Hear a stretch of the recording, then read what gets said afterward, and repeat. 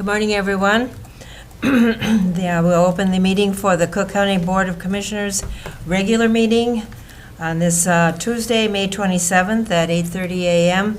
We begin our meeting with the pledge. Please rise.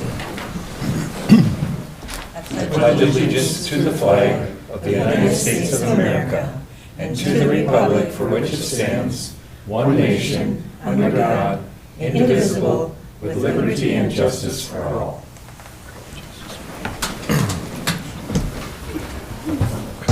Are there any adjustments to the agenda? Madam Chair, I'd ask that we could add 3 items under auditor. First one would be a quote from LaBoda for grading on the Hovland site. And the second would be wetland credits for the Hovland site. And the third would be wetland credits for the Grand Marais site for the transfer station. These are all for the transfer station. Okay, so we'll do that under So, yeah, item make 8. it 8, C, D, and E. Okay.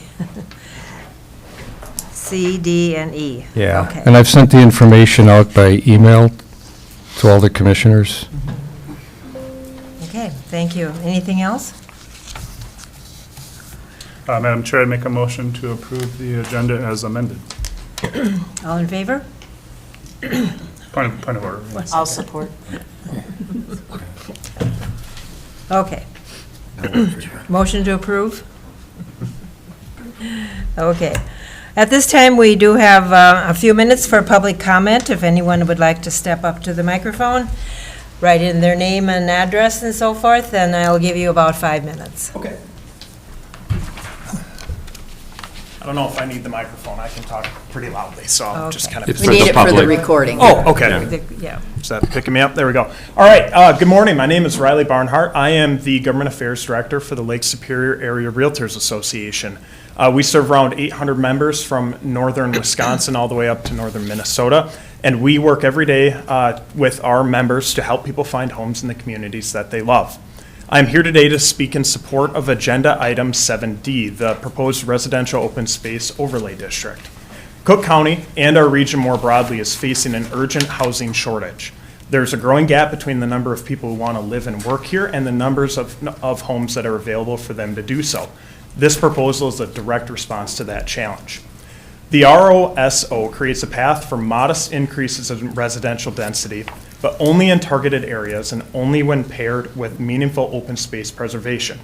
It strikes the right balance between protecting the character and natural beauty of Cook County while helping us address a core community need, housing for working families. By allowing increased density in the FAR 2 and FAR 3 zones, we're creating more opportunities for year-round residents to build homes without compromising the environment. As realtors, we believe that the housing opportunities are foundational to healthy communities. The ROSO is a smart, forward-thinking solution that protects what makes Cook County special while addressing one of its greatest long-term challenges. We respectfully urge you to adopt the proposed amendment and move forward with this vital policy. Thank you. And please sign in. Yep. Thank you.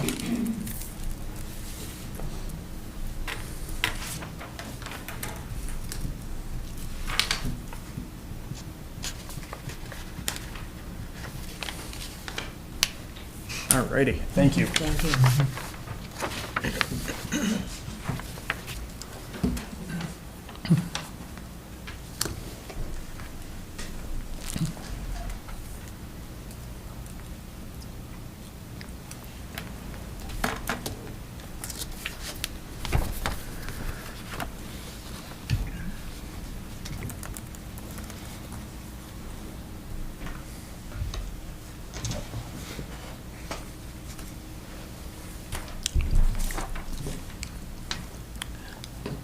Good morning. My name is Ron Wizakowski. I live in Hovland. I live on Stonegate Road in Hovland, and it's come to our attention out there, the residents that live on Stonegate, that the county is considering not maintaining the road in the future and turning it essentially into a driveway. And for those of you who aren't familiar with Stonegate, it's a public road for about 4/10 of a mile, and then turns into a private road, which I believe is at least 4/10, it's probably more than that. The public portion of the road at the moment has 3 full-time residents and another 5 seasonal cabins. However, the private portion, which is only accessible through the public portion, has another 4 full-time residents and I believe probably a dozen part-time residents. And I don't refer to them as seasonal because they use those homes all year round, just off and on. They're not full-time. So my point is that the road gets a lot more traffic than any driveway I've ever seen. And I'm thinking that the county is kind of pulling a bait and switch here. You put the county road in, you allowed people to build on it, they spent good money upgrading their properties, and then at the last minute you say, well, it's no longer a county road. Now, we've watched our property taxes increase at some pretty steep rates in the last few years. And our reward for paying those taxes is to receive fewer services. That doesn't seem right. It's not only unfair, but it's unwarranted, especially when there doesn't seem to be any fiscal restraint in the county spending.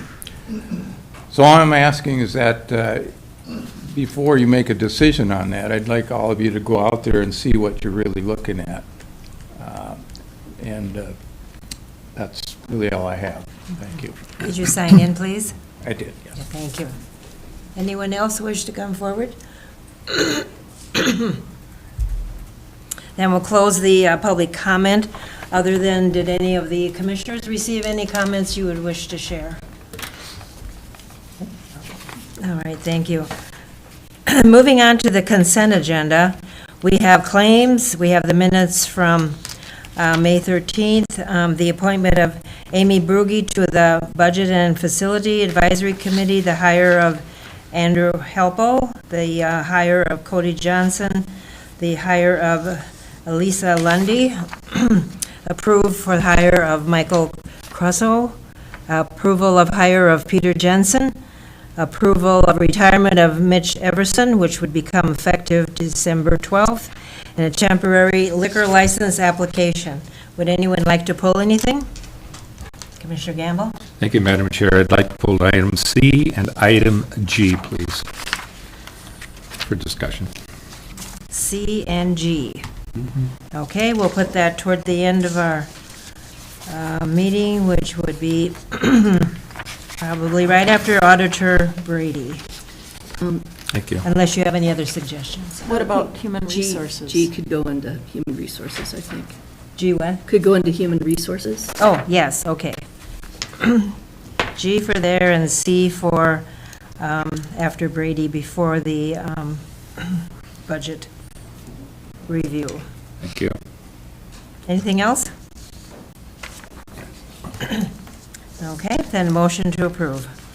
Madam Chair, I'd make a motion to approve the consent agenda as amended. Support. All in favor? Aye. Opposed, same sign. Motion passes. Next item is number 4, the LEC expansion, pre-bid date update.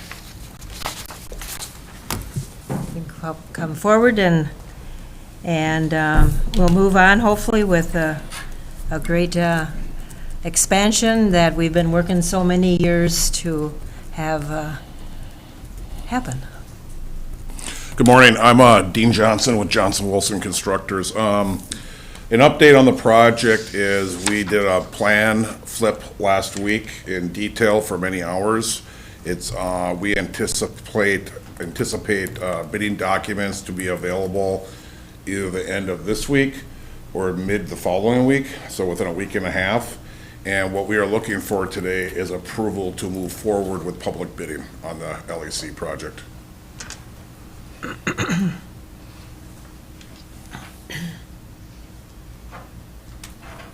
Any questions or comments on how we've been progressing? Commissioner Sullivan? I'd like to just comment that it's really been a wonderful effort, Dean, not only having you at those meetings, but members of the BKV group. Commissioner White and I have attended those meetings as well. And it was a very lengthy, very thorough review last week, followed by the open house in the evening. So I want to commend you for your work and feel it's a really good team effort and that there's great communication between all partners. And with that, I would make a motion to approve the LEC expansion pre-bid approval. I'll support that. Any questions or further comments? Commissioner Gamble? Thank you, Madam Chair. Some of these projects that have been around for a while and that we've been exploring, and we've looked at various things over the years relative to different responsibilities that we have in the county, law enforcement certainly being one of them. And I think it's important just for the public to understand that in projects like this, that this project has been a slow go because of the thoughtfulness involved in putting the plan together. It's been responsive to certainly law enforcement. It's been responsive to awareness on the broader scale of law enforcement, and it's been responsive to community wherever we can make changes that demonstrate both provision for what we need in this area as well as fiscal responsibility. So it's never easy to spend money when there's a lack of it. That's the big challenge that's constantly coming before government, and not government alone. But I think it's important to state that this process has been a process that's been very deliberate and informed on multiple levels, and that's what we would hope as decision makers, that we would see that information comes forward and that the public has an opportunity to participate. And the open house, it would have been nice to see more people showing up for that, but the weather has changed and we're glad to get out of our cabins, so that might contribute to it. But I too want to just say that this is a process that's been well informed and disciplined, so thank you. Any other comments or questions? We have a motion and a second. All in favor? All right. Opposed, same sign. Motion passes unanimously. Thank you very much. We're looking forward to the next step in the process. Thank you. Thank you. Thank I you. miss your Mountain Dew. That's Henry. He retired now, Oh, yeah, okay, that's what. but he has a very good replacement. He does. David. Item number 5 is MIS, approval of a encryption device.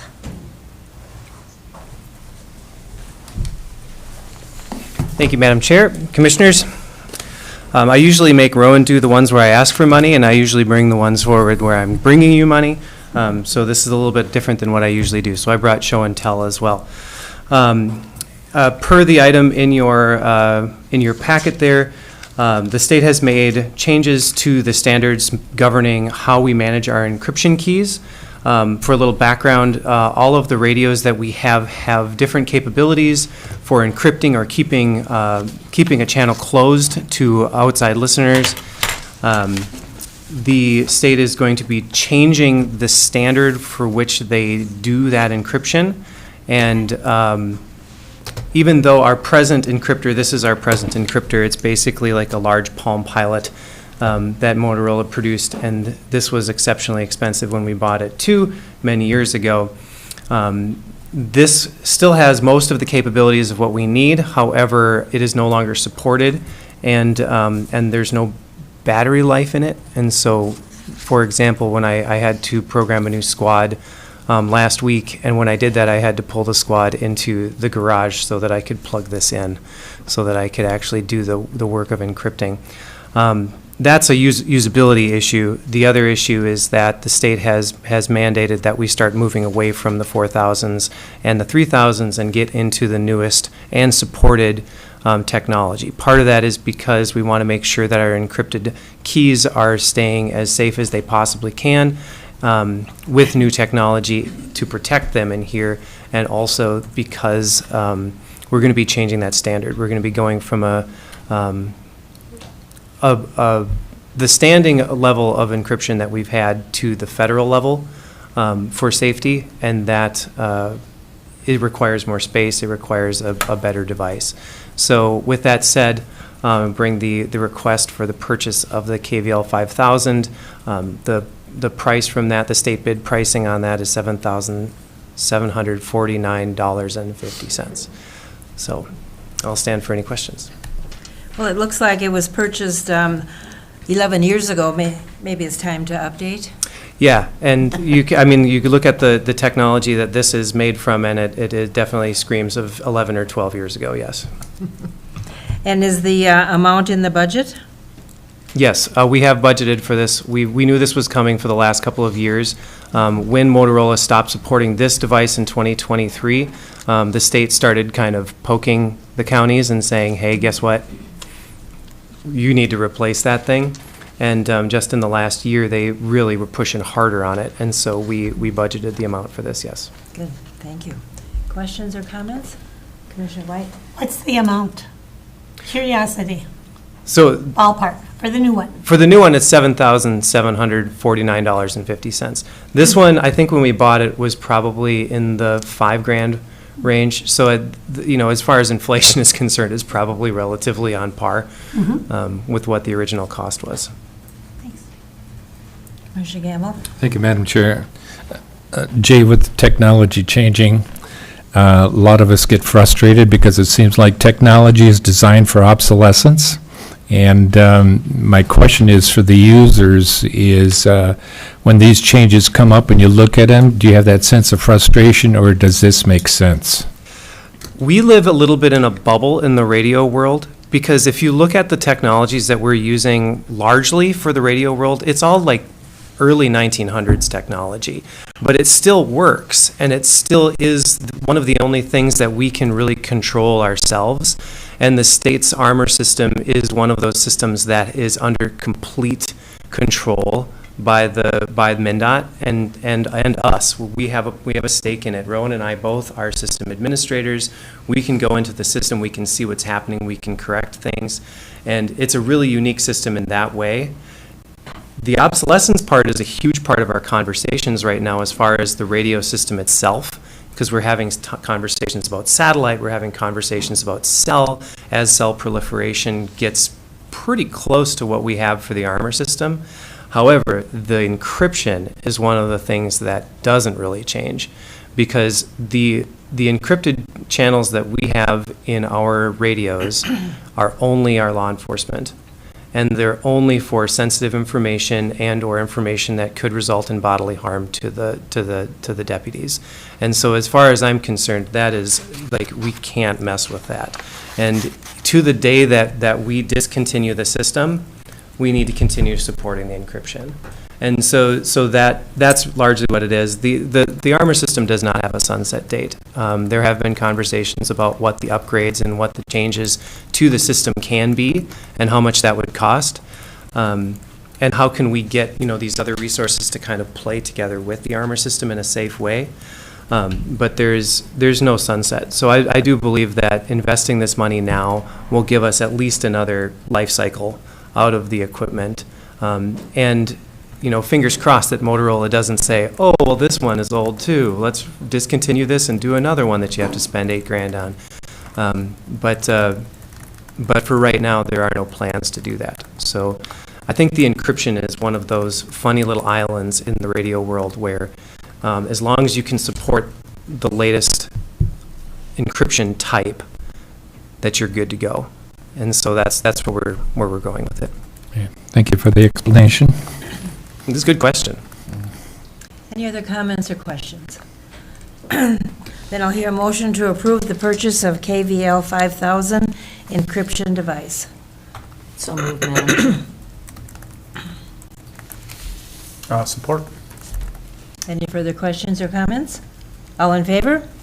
Aye. Aye. Opposed, same sign. Motion passes unanimously. Thank you. Thank you very much.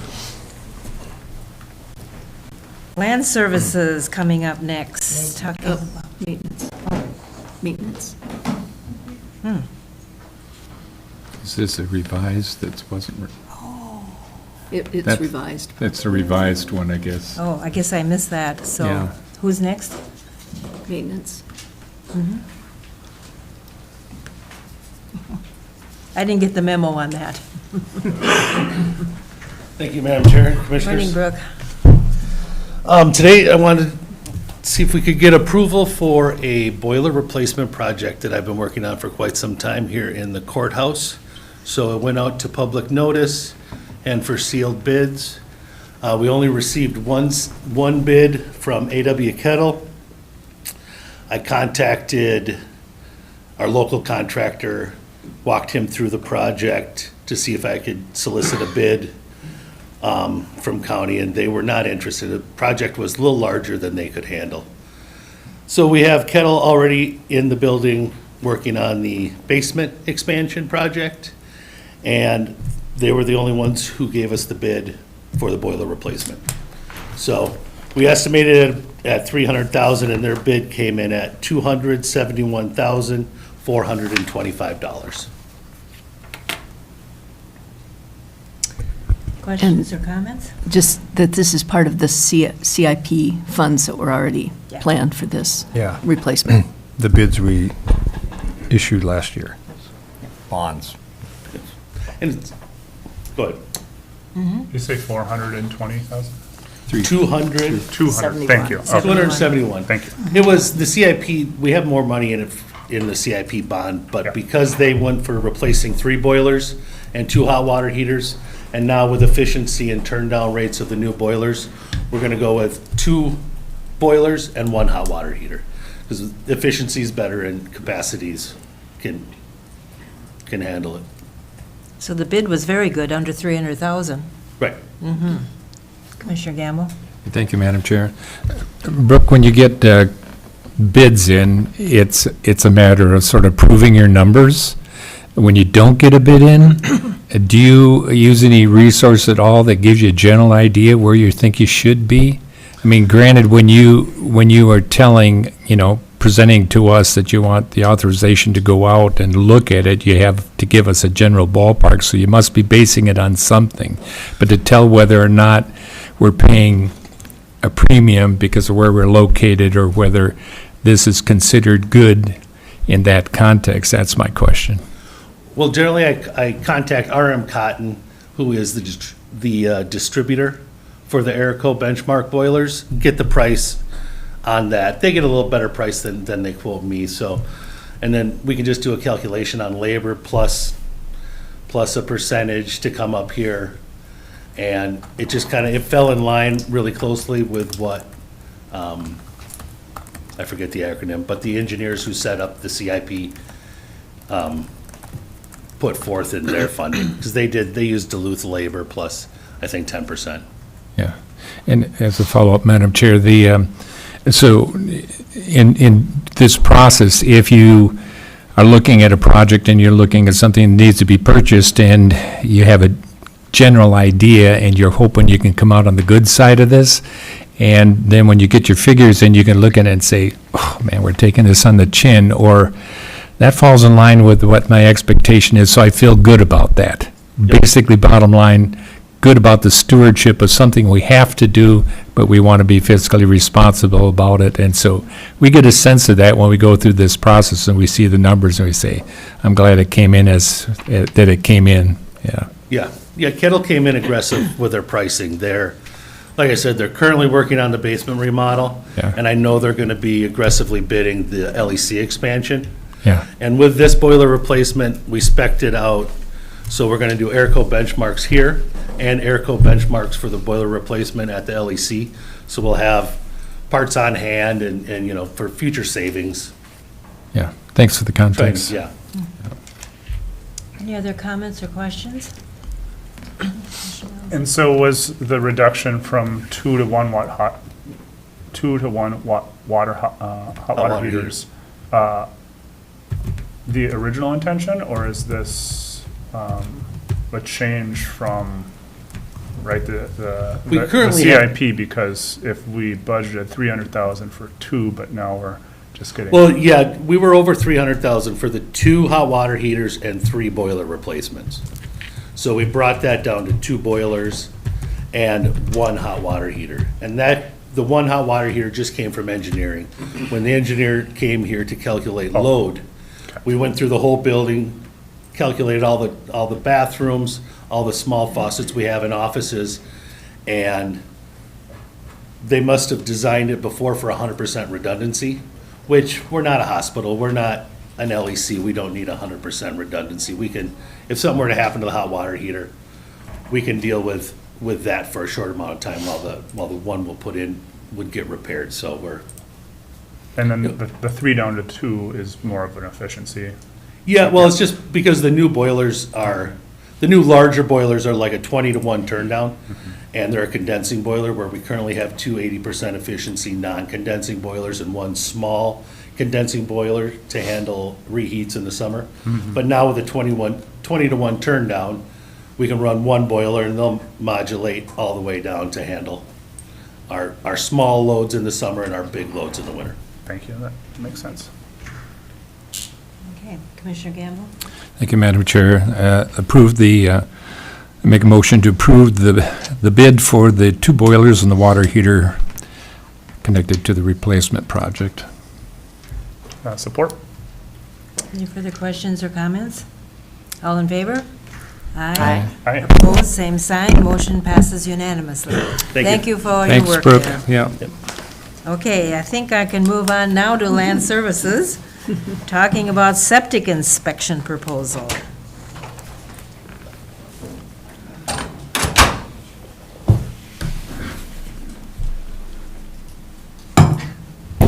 Tim? All right, good morning, Madam Chair, Commissioners, Administrator Rogers. This is a continuation, basically, of a program, the Lakeshore Septic Compliance Program that we initiated back in 2000. And fortunately, this is fully funded. We had been paying, and understandably so, most of the counties in the Lake Superior watershed, and we had been paying most of our attention to that. If any of you recall, we did take a pause in that program to get caught up on enforcement issues, because we were kind of running into a victim of our own success in getting all of those systems inspected and getting the water quality cleaned up from coming from any of the failing systems and such. And as such, we had used the different types of grant funding that was available to us, largely through the One Watershed, One Plan, Lake Superior, North Superior watershed for that. And now this particular go-around is being funded through the Rainy River watershed. And so we actually have funds fully funded to be able to conduct all of the inspections on Birch and Loon Lakes from this year through next year. After receiving notification of those funds, we actually went out and set out RFPs, requests for proposals. We did receive one back, and that's typical of the last number of times that we have gone through this process. We get one inspector that's out of county that generally has come in and done pretty much, the vast majority of all the inspections when we're going through this particular program. And to answer that question from before, the bid is commensurate with all of the previous bids, so it's very similar to the bids that we had going through this process before in the last few rounds. And it also, with the funding that we have available, we did this during the last go-around, and we can employ this in this go-around as we did basically a cost share for the property owners for the tank pumping in and of itself, because that's an added expense since we're unilaterally kind of imposing these inspections on property owners. We felt that it's appropriate to do a little cost share with that tank pumping, and so we do have enough sufficient funds for that. There's no impact on the budget. It's actually a net plus to the budget. And there is no cash match to that. And so we would just like to request that you go ahead and approve the proposal and the signing of the agreement with the contractor. Questions? Commissioner Sullivan? I just want to say, as a member of the Rainy River, Vermilion River, One Watershed, One Plan, it's exciting to have our funds contribute to lakes that are at the end of the Gunflint Trail. Recently, we've had lakes that are kind of mid-county, and so it's really nice to tap into that other watershed and provide some protection. So I'd like to make a motion to accept the proposal submitted by Jeff Crosby for the inspection of septic systems on Loon and Birch Lake as part of the Lakeshore Septic Compliance Program. Support. Any further questions or comments? All in favor? Aye. Aye. Opposed, same sign, motion passes unanimously. Okay. Thank you, Tim. Thank you very much. Going to have a discussion about interim use permit. Takes two of you this time. Good morning, Commissioners. Morning. The first item I have for you is a recommendation from the Cook County Planning Commission at their May 14th meeting for the Grant and Christina Hopke interim use permit. It's for a 2-year interim use permit for the use of an RV travel trailer at the property at Siegel Outfitters. They're the new owners of that outfitter. That property transfer finalized during this interim use permit process. The public comment period had no written comments and no verbal comments, so no concerns from the public. The interim use permit is needed because recreational vehicles are not a permitted nor a conditional use listed in the RCR zone district, the Resort Commercial Residential Zone District. So that's why we went with this route, and the RV will be used for the family during their time at Siegel Outfitters as they work to transition up here. So again, 2 years, there were some conditions listed with the approval. One of them is that the interim use permit does not transfer with the property, and then general compliance with our other regulations, and kind of a clarification about the type of RV that's this permit allows. And I'm happy to answer any questions. It was a unanimous recommendation for approval from the Planning Commission. Any questions or comments? Then I'll hear a motion. I'm sorry, you said 2 years for the IUP? Mm-hmm. Thank you. Yeah, I'll make a motion to approve the Hopke IUP with the conditions provided by the Planning Commission. And I'll support. Any further questions or comments? All in favor? Aye. Opposed, same sign, motion passes unanimously. Thank you. The next interim use permit that was heard before the Planning Commission at the May 14th meeting was the LaBoda interim use permit. This was a renewal of an existing interim use permit for a hot mix asphalt plant for up to 100 days per calendar year on the Arrowhead Trail. The public comment period, we had to go quite a ways out to get to the 10 maximum or 10 minimum notification people because the area is so remote in that location. We did receive one written comment that was in support of the application, and there were no verbal comments. Yulin Brothers and Mr. LaBoda were present to answer questions at the Planning Commission. The Planning Commission also voted unanimously to recommend approval of this interim use permit.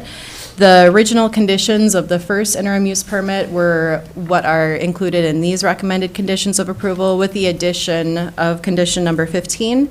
That includes the IUP doesn't transfer with the property, so it stays with this property owner, and should it change hands through a property transfer, that the new owner would need to reapply for this permit. Any questions, Commissioner? I'm sorry, isn't that the standard? No, well, interim use permits, they need some trigger for when they Gotcha. need to be renewed. So it's sometimes a timeline, sometimes it's property transfer. Thank you. I'd like to make a motion to approve the LaBoda interim use permit renewal with the conditions from the Planning Commission. The support. Any further questions or comments? All in favor? Aye. Opposed, same sign. Motion passes unanimously. Thank you on that. Thank you. And then the third item I have for you, I did prepare some slides so that the viewing public and yourselves can kind of see the final language. So this is the proposed amendments to the Cook County zoning and subdivision ordinances. We held the public hearing for this on May 14th, and I will get into that in just a moment while Jana helps our technology catch up. As you may recall, I gave you a committee of the whole presentation back in April, and since then, there's been a few modifications that we'll talk about. Thanks. It's okay. I can always keep talking, so I'll just keep talking. Okay. It's fine. So when I gave you the committee of the whole presentation in April, I was really focused on this new overlay district combined with the open space subdivision. That was one thing I really presented to you on. I just want to make a note and clarify for you that these amendments do encompass a few more additions to the subdivision ordinance itself. So I will clarify some of that in greater detail for you in this overview. I began this process, well, really it started a year or two ago with a conversation with Jason Hale, the former HRA director, where Director Nelson and myself sat down with Mr. Hale and talked about what can our office do to talk about housing in Cook County. Is there something in our regulations that is overburdensome, that's not really, meeting the needs? And so that's where some of these extra provisions I mentioned in the subdivision ordinance are being modified. We're in response to previous Director Hale's feedback for us. We'll just advance the slides. I'm not Okay. sure where these work. Okay, that's all right. Thanks, Jana. Is that one good? That's just great. Yep. So, this stakeholder engagement, it really, all of this started probably in 2023, 2024. And then in January, we really focused on this open space overlay district. Sorry, these commissioner meetings after a long weekend are kind of rough. So the overlay district was the method that we honed in on in a way that we can address this residential housing discussion. I had earlier versions of these revisions that were sent out to different stakeholders to get a lot of feedback right away, and that's how the current language got formed. With that said, the Planning Commission had that work session in April, then I brought the specific ROSO proposal to you at your April COW, then I gave an HRA presentation shortly after that. WTIP was very helpful in doing an informational interview and conveying that information out to the public, so I extend my gratitude to Kristen Wisniewski very much for being patient with me as we talked through and thought about how to discuss this with the public, and that information I think was linked also to the county websites. There's a lot of interconnection to try to help people understand this for anyone that was interested. Also, Kirk Oberg with our MIS department, I have to give him a shout out too because he is a whiz kid when it comes to the GIS. It's Kyle. Kyle, oh my gosh, Kay, thank you. Kyle Oberg, I told you, I spent too much time on the water this weekend. So Kyle Oberg was incredibly helpful with getting that interactive map that displays the concept of the eligibility areas. So that was a good tool out to the public as well. We finally got the legal notice out on April 25th, and we gave a presentation to area realtors as well as Schroeder Township, and then we held that public hearing at the Planning Commission. So this is the finish line in this long process. Jenna, you can change the slide. So there's Kyle Oberg's great work there. So all of the yellow dots that you see on this map are kind of the areas that are potentially meeting the eligibility criteria. I won't convey all the different colors, but the yellow dots are what you can kind of hone in on. So these are the areas that we would expect, if this is approved, that we would be seeing applications for these types of subdivisions if people feel that they wanted to move forward with this. Again, we're focused on county, township, or state roads outside of 1,000 feet from lakes, and then the FAR 2 and FAR 3 zone districts, which naturally are usually in those locations anyway. Next slide. The purposes of these amendments were to support residential development through flexible zoning. So the flexible zoning is that overlay district concept. It's really highly controlled. It would be a site-by-site review to see whether or not a property is suitable for this overlay district. It's to encourage open space preservation alongside new housing, so that 50% open space preservation standard that's a part of all these ROSO district proposals. Streamline the subdivision and development approval processes. As you'll see in the subdivision ordinance, we've relocated where certain levels of expectation are in the permitting process. This is to say that we don't want developers to invest too much money in the process before they know that they're going to be moving forward with things. And then align community values with housing needs, so keeping that open space subdivision, but also really focusing on residential uses in these areas as we move forward. Overall summary, the zoning ordinance, this is the overview of all of these ordinance amendments here. So we have the zoning ordinance that has this new overlay district, the ROSO overlay district. And then the subdivision ordinance that amends the open space subdivision standards. An open space subdivision is a type of subdivision where 50% of the land is held in like common ownership or just undeveloped conditions. And that's where we're proposing the 2 times residential density bonus for rows overlay districts, as mentioned in the zoning ordinance. And then revisions to the plating requirements, the PUD standards, and clarifying developers' agreements. The final recommendation from the Planning Commission, just to give you a heads up and cut to the chase, is that the Planning Commission unanimously recommended approval. I had provided them 3 addendums going into the Planning Commission meeting, and I'll highlight what those addendums were, as well as a clarification to a terminology thing. And then the next step is here today. For the zoning ordinance, this is the language that's being proposed to be added.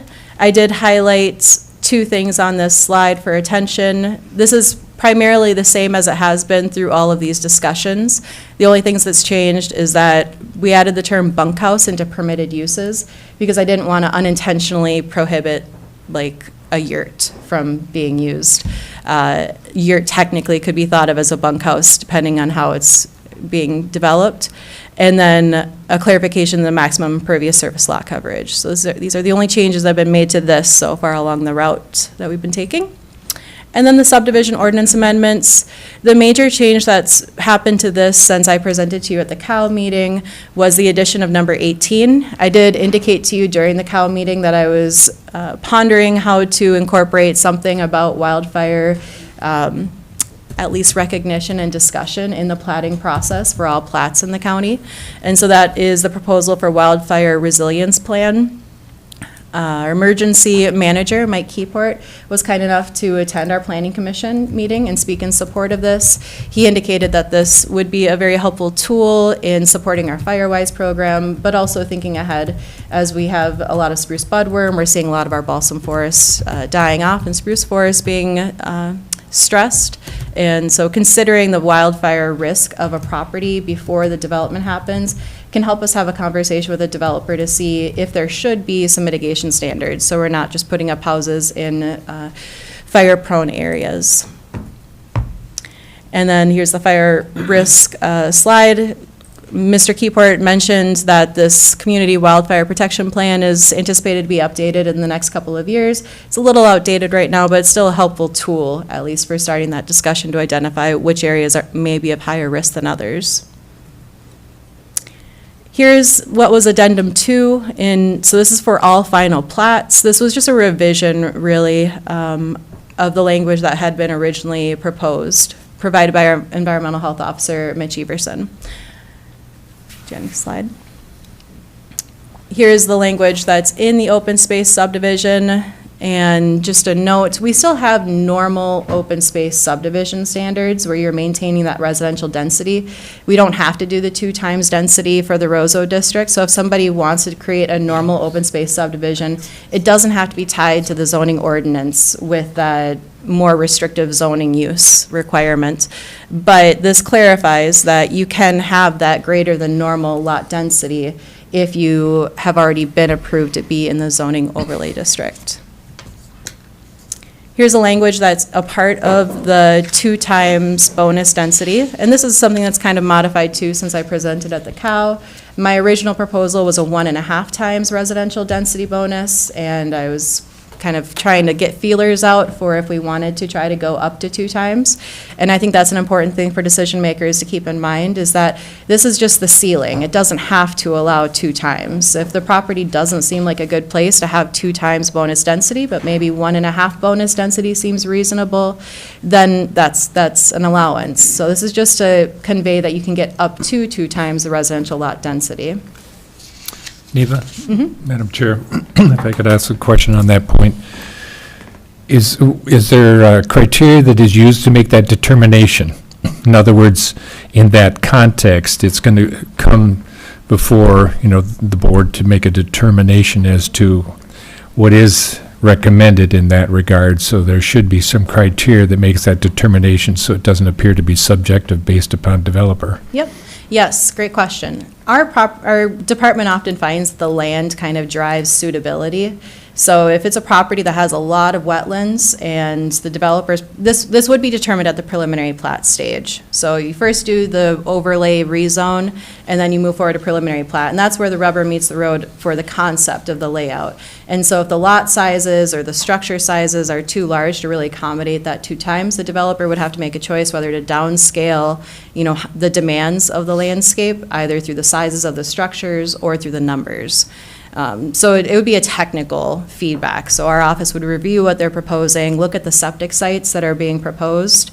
We often find that septic is the limiting factor, and we can't really get around that. That's why these combined cluster systems might be a way to alleviate that stress, just through a little bit more efficient use of the utilities. So the long-winded answer, short answer is staff feedback, I think, will help decision makers know whether or not it's suitable for reaching that maximum 2 times density bonus through our recommendations. All right, thank you. And as I kind of alluded to, the overall concept of these are really first understanding the property. So you have 40, 60, 80 acres. First, you have to understand what the landscape has to offer. We often say in our office, all of the easy-to-develop land has already been developed in Cook County. We're left with a lot of wetlands, a lot of ledge rock outcroppings, a lot of steep slopes on the land that hasn't been developed yet. So first understanding what are those limiting factors on the landscape, and then design the community around that. So put that in the 50% open space so you're not being forced to have wetland credit purchases or something like that. And then cluster your houses together, share the septic if it's possible, and then have some space for the community growth, either community garden or solar panels or something like that are eligible in the remaining areas. Back to the ordinance language. As you can see, I break every rule about PowerPoint presentations. This is addendum number 3 that was included to present to the Planning Commission. We're adding language to something that already exists in our subdivision ordinance. There's a developer's agreement that's currently one sentence long in our current ordinance. And so we wanted to put in clarification for developers and for staff to understand what a developer's agreement could include. This is putting us both on the same page so that when the county board approves a preliminary plat, then our staff and our attorney's office and the developer can work on the agreement. And it's at the county's discretion what's in this agreement, and this would go with the final plat approval so that the county board can see, okay, we see right here that these were the conditions of approval. This is what the developer says they're going to do. Here's the agreement that's outlining what the plan is for putting that together, if there's any financial assurance required for any public impact. So like if there's a turn lane that's needed or something like that. This would be the language that we can use to craft what that developer's agreement looks like. With the public comments received for this, this list does not include a lot of phone calls that I've had with people, frankly. I've had a lot of conversations. But the written comments or verbal comments at the public meeting, all the black text was what was received in written comment form for the Planning Commission's consideration. A lot of them are in support. There are some that have concerns about the impact to their neighborhood. How is this going to affect me? Where will this happen? Those sort of things. And to each of those, I want to remind people that this is something that someone's going to opt into for the Roseau district. So again, this isn't just happening all over the place. This isn't a blanket change to our zoning. Be highly site-specific, and also there's 2 public hearings involved with the Roseau district development. So first would be the rezone public hearing to see whether or not this is even a suitable location. And then the second part would be the preliminary plat, where neighbors would be able to see the actual layout of the lots and where the development is being proposed. So through that process, we can talk about visual screening from the road, or making sure if houses are clustered next to the neighboring property that we've got something in there that's not, negatively affecting the neighbor. And then back one real quick. The blue text, it's okay. The blue text is the verbal comments provided at the public comment period during the Planning Commission meeting, and those were largely in support and recognizing that whether or not maybe the market demands won't make this happen immediately as far as residential development, but this is at least paving a path forward for developers to try to run the numbers and see if it makes sense to pursue this route. There was some Planning Commission discussion had. We talked about multi-unit housing. Road access, public open space. The public open space discussion, there's current language saying that in these open space subdivisions where you have that 50% of the property held in common ownership or just held in undeveloped states, it may be used by the general public, and the word may is really key in that discussion. That language currently exists in our subdivision ordinance, but it caught people's attention during this process. And to that, I want to point out that it's not a requirement. These open spaces don't have to be used by the public. But if you had something like the Superior Hiking Trail going through that open space, then it creates the opportunity that it may be used by the public. And that could be a fairly nice layout for things. We talked about remote development feasibility, so there's a recognition of like where are these, is it really suitable for this to happen up the Arrowhead Trail, really far up the trail? And there's a discussion as to whether or not that's even feasible. You know, you're more likely to develop things closer to development hubs, but then there's also a recognition that maybe the land is cheaper further out, and that is suitable. So it kind of left us as far as, I don't know if it's really going to happen. And we're just going to kind of have to see. And I would also point out that we can amend ordinances over time. So if we move forward and we find some of these numbers aren't making sense, there is the opportunity to amend if we're seeing something really problematic, just as we are with some of these other ordinance provisions here. And then the discussion also from the Planning Commission just kind of emphasized the importance of the public process itself. So with this Roseau district, as I just mentioned, is two opportunities for the public to comment. So this is a pretty transparent process as far as the public having an opportunity. One of these isn't going to pop up in somebody's backyard without them having at least 2 letters from our office being sent to their house over a period of time, as well as I anticipate a fair amount of chatter among the neighbors. And again, last slide. So final recommendation was a unanimous recommendation for approval or adoption from the Planning Commission, which does include the 3 addendum and the clarification of the language as is provided in these slides for the final proposal. Thanks, Jana. Thank you. Comments or questions? Commissioner Gamble? Thank you, Madam Chair.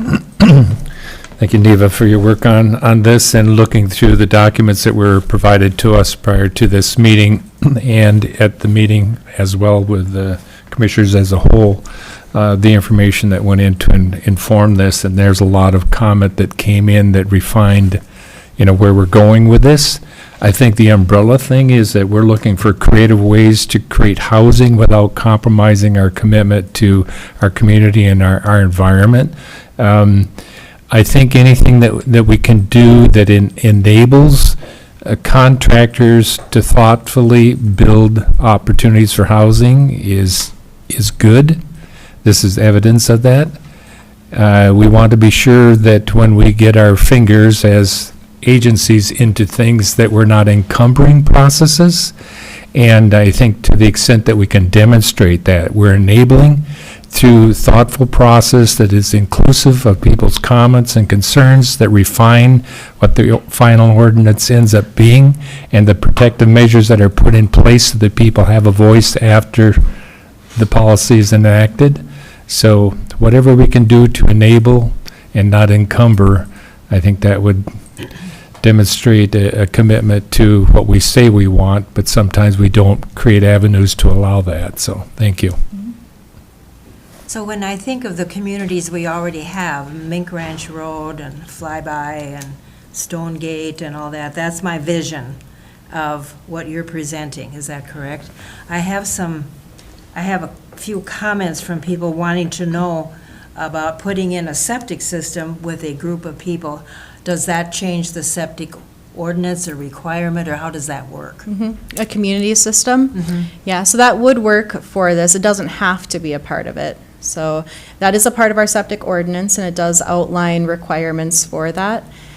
During the preliminary plat process is when the site evaluation for the septic would be reviewed as far as where are suitable soils to put in a septic system.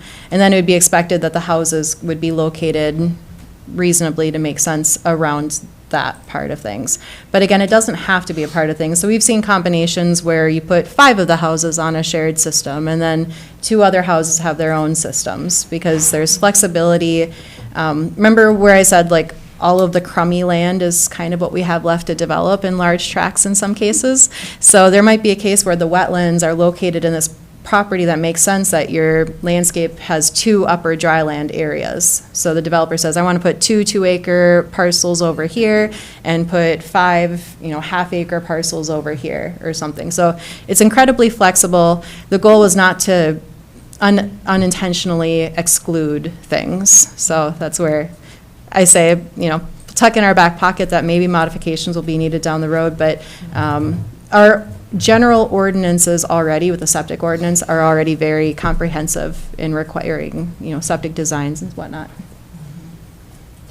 Yeah, if I could just jump in too and reiterate the fact that really it is the septics that has limited physically the ability for the amount of development. So this level of flexibility that we're throwing in there only opens a door for further analysis to be able to see if it can.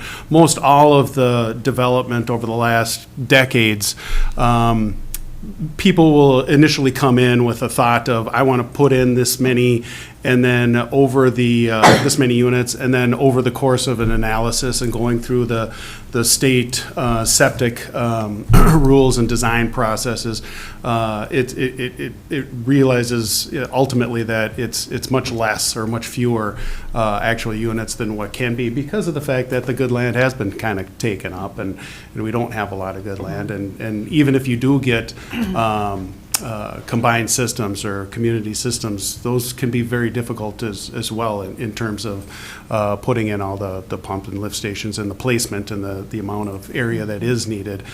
We've seen developments that have gone through the initial process and the initial platting and such, and then when it comes to the actual placement of a system, they find even struggling to do that. So it's just as important that is kind of the biggest limiting factor in that, and not encumbering our rules. The state rules are employed for septic system provisions, but it's really the condition of the land that governs all that. Well, I'm thinking about like the 40 acres up above the Kramer Road. Well, that's more than half a mile, in approximately how the development would be. So in your estimation with all the yellow dots that you had on the map, what is your estimation as possibilities for some community development like that? Well, on the Kramer Road would be eligible to have development within a half mile of Kramer Road. One of the early discussion points of a potential example location was actually working with Mary Van Doren in Schroeder. She had applied to rezone her property to allow higher residential density, and she kind of just wanted the single-family residential, the R1 zone district, further up the Kramer Road. And I was like, well, Mary, that doesn't quite work with the zoning pattern that we have, and here are the reasons. And so that invited this discussion of what could this look like. And it's been really wonderful working with her. I mentioned her specifically because she came to our public comment, so I hope she's comfortable with me mentioning it now.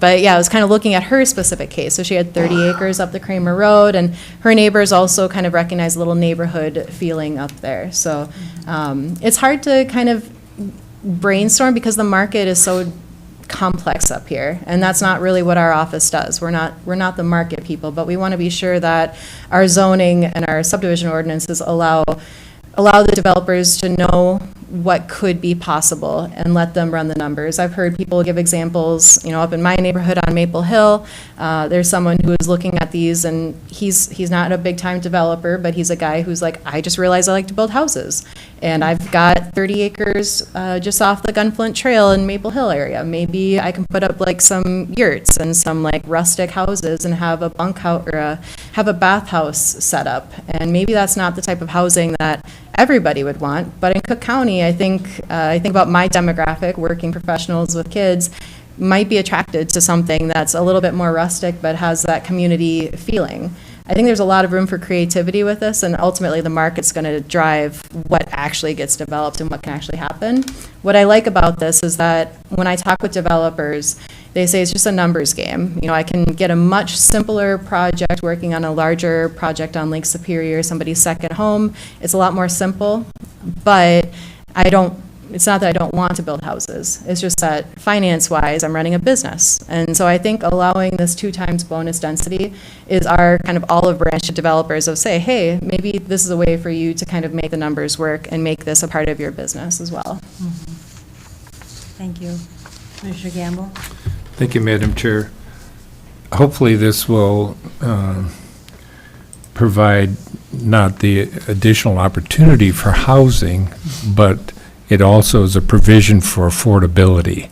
And that's, we mentioned that during our COW meeting, that hopefully that translate the economics of this to more affordable housing. So those 2 components, that's what we'd hope for. And with that, I would make a motion to approve the adoption of the proposed amendments to the Cook County zoning ordinance number 37 and subdivision ordinance number 50. Support. Comments? So you've clearly gotten a lot of feedback and a lot of discussions and back and forth. Through all of that, are there still unresolved concerns, do you feel? Not that I know of. I've modified and tinkered with this a lot. I think we're just going to have to see when people bring projects forward, if we find something in this language is really a limiting factor, we can look at it. There's things that we have wiggle room on in our local controls, but there's things we don't have flexibility. And like the septic is something that we don't have flexibility. And that's still going to be something. But overall, I think there will be extra work needed for clarifying the wildfire protection plan, and I'll be working with Paramount Planning. With kind of creating that form and looking at what that looks like. So it's not intended to be more burdensome than it needs to be. Some sites it won't mean anything, but that will be a learning curve to see what that conversation looks like. And so I guess specifically, there were concerns about exceptions for wetlands and rivers as far as the setbacks were concerned. Also just that concern from Chris Skildum, and I think you maybe talked through that with him, and so that maybe was resolved. But through all of those concerns that were brought, you were able to go back and forth and talk through that with the concerned person. Yeah, there were written comments. Those people didn't call me back to clarify their written comments, but I did try to address their comments in the Planning Commission narrative. So there were some confusions about shorelands, like you mentioned. I ultimately feel this is way more protective of shoreland areas than just our normal zoning would be. And so I think we could clarify that if people wanted to reach out and talk about that more.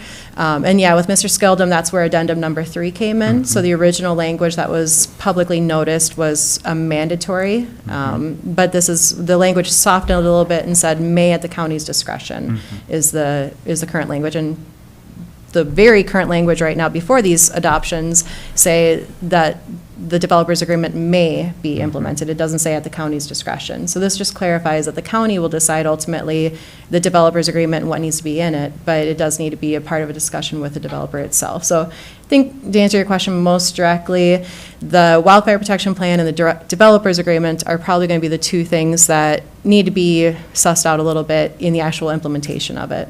I appreciate that. Yeah, and just my impression of the intention of the ordinance was to try to proactively address some of the concerns that were brought forward. So I'm glad that there was some back and forth to kind of clear that up. Thank you. Yeah, thank you. Commissioner Gamble? Thank you, Madam Chair. And I think ultimately, whatever we're doing, if we can demonstrate that we've operated in good faith with, we'll call it collective common sense, that's how we move forward. And if we have an agenda outside of good faith, then we might be suspect. And we learn as we go, but our intention is to operate in good faith and to demonstrate that, so it's a transparent process. Okay, Commissioner Mills? Last thing, let's just bravo and thank you. Thank you. Thank you for all your work. So we have a motion and a second. Any other comments or questions? All in favor? Aye. Opposed, same sign. Motion passes unanimously. Thank you Take very much. another long weekend. Thank you. Good job. So Allison is going to come before us with a couple of items and then one big item. So I think maybe we could, if it's okay with Allison, we'll do the memorandum of understanding. And then we have C and G here also from the agenda. And then we'll take a break, because then G we're is going just mine? into some heavy thinking. Okay. So C was the appoint of Amy Brugge. I'm not in charge of that. No, it was the hire of Michael. Yes, so I think G Correct. G is, So- G. the consent So we'll- agenda item that would yeah. fall under HR. Correct. We'll- Okay. Yeah. Okay. All right, so you can start with the memorandum. Oh, Okay. okay, sorry, I thought we were starting with G, sorry. Was a long weekend. I go off what Neva says. All right, so the first item, now that I understand it to be the MOU that we'll discuss.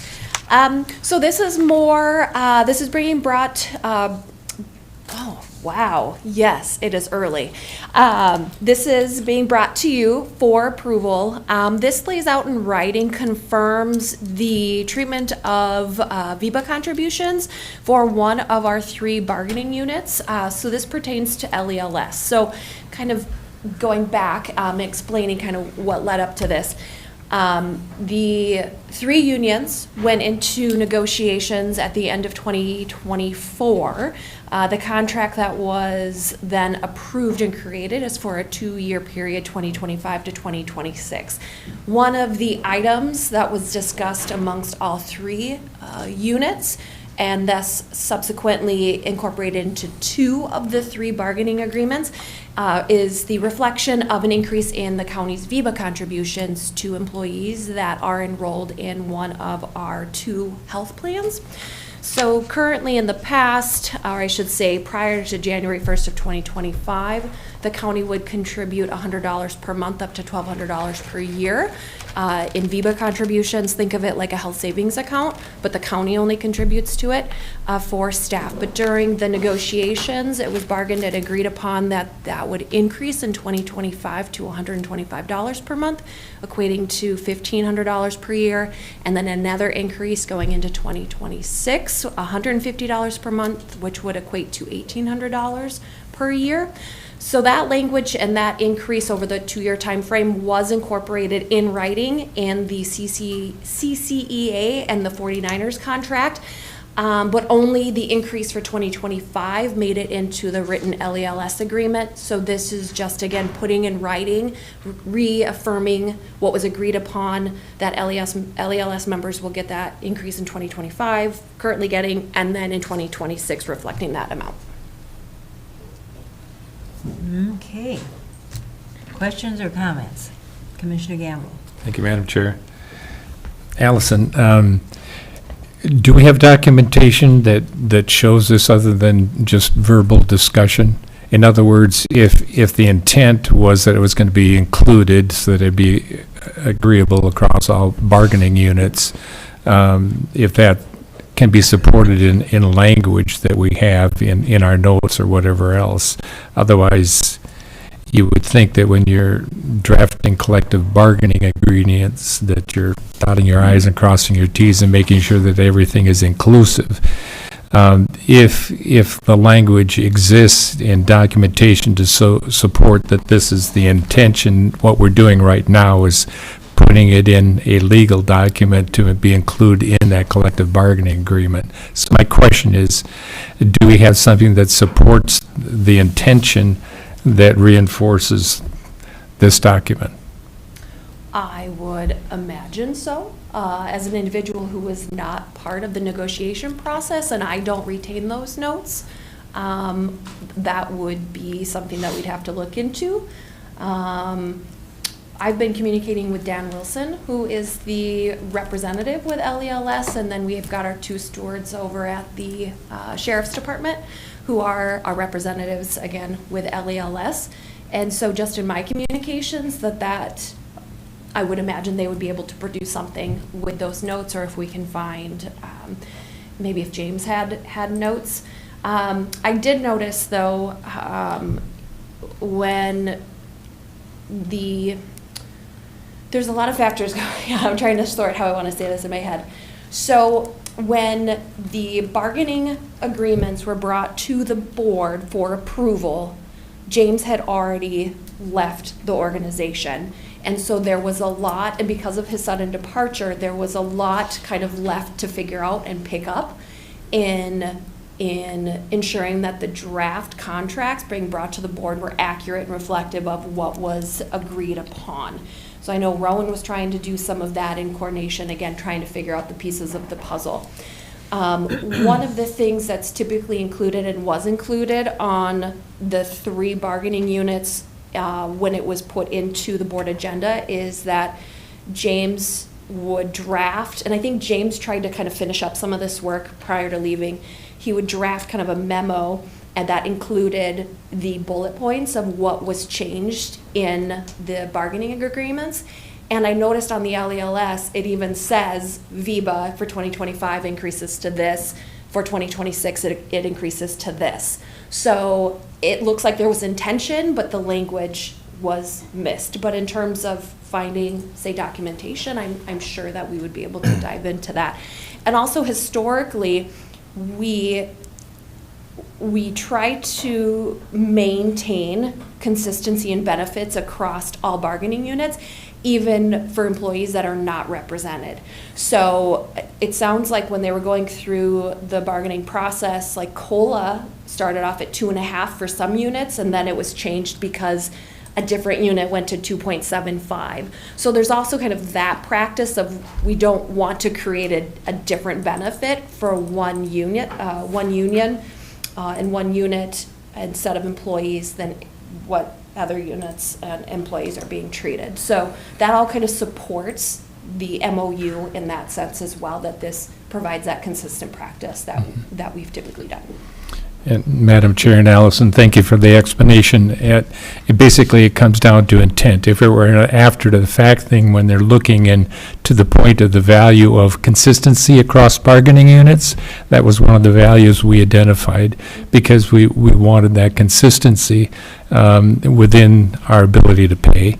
And so, given the circumstances, that's understandable. It's all about the intention, and of course we have that value for uniformity, so I just wanted to make sure that that it was supported by that intention, and if it can be documented, then we're doing our due diligence. But given the circumstances, it's understandable some things could get lost in the cracks. So, thank you. And in my communications with Dan Wilson to get to this MOU, he stated during the negotiations that increase for 2025 and then subsequently for 2026 was identified and verbally agreed upon. It just that language clarification just had not made it into the written draft. Thank you. Final approved version. Commissioner White? And I'd like to confirm Commissioner Mills and I were the negotiators for, and that was confirm what you said, that to keep this equitable through all bargaining units for all employees. So that was discussed, and that was the approval. It was another very non-contentious bargaining experience, so. Attorney Peterson? Thank you, Madam Chair. I would also just echo the statements earlier that it appears as though the minutes from November 12th, 2024, which predates my time, shows that Administrator at the time, I don't know who that was. It does.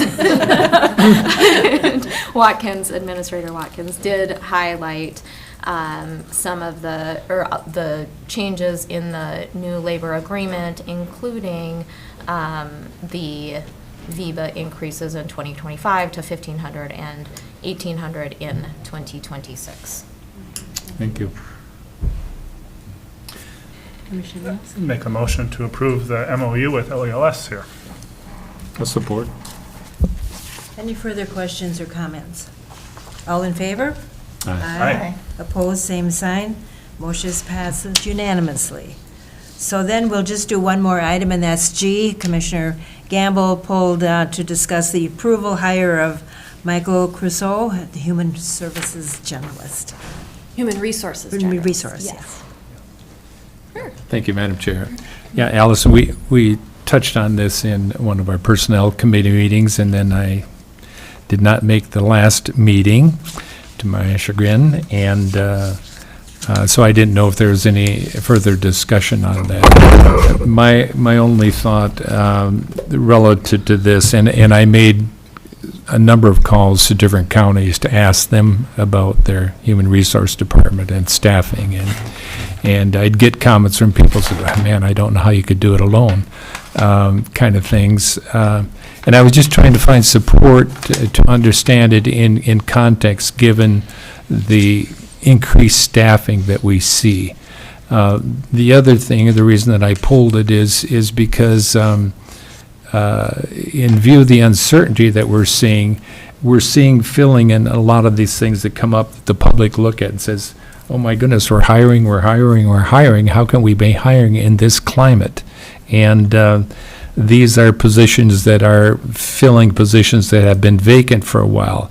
That can be true too, but some organizations, in other words, filling vacancies, but some organizations just freeze because of the uncertainty. And we talk to department heads because we want to be empathetic and understand in view of, can we continue until we are a little more certain about the financial base to support these positions. And in a case where we're creating a new position that was talked about and put in the budget for this year, and it's been delayed because of certain, things, then still, the reason I bring it up is that when we talk about the uncertainty, we talk about the fiscal side of things that fund these positions. Where is the evidence that shows that we as a board are aware of that in our decision-making? Because it appears that we're continuing to going on as normal. Even if we put it in a budget for 2025, that 2025 thought process is completely different than our 2026 thought process. And I'm just saying this might be something that we should wait and see while we clear up some of that uncertainty, because we're adding another layer to an already cumbersome layer when it comes to that. So that's my thought. There needs to be the evidence of what we talk about translates to our decisions. And it's not saying that the individual is not the right individual and that you don't need the help. It's a challenging time, and I need to see the connection. Yes, Mr. Yes.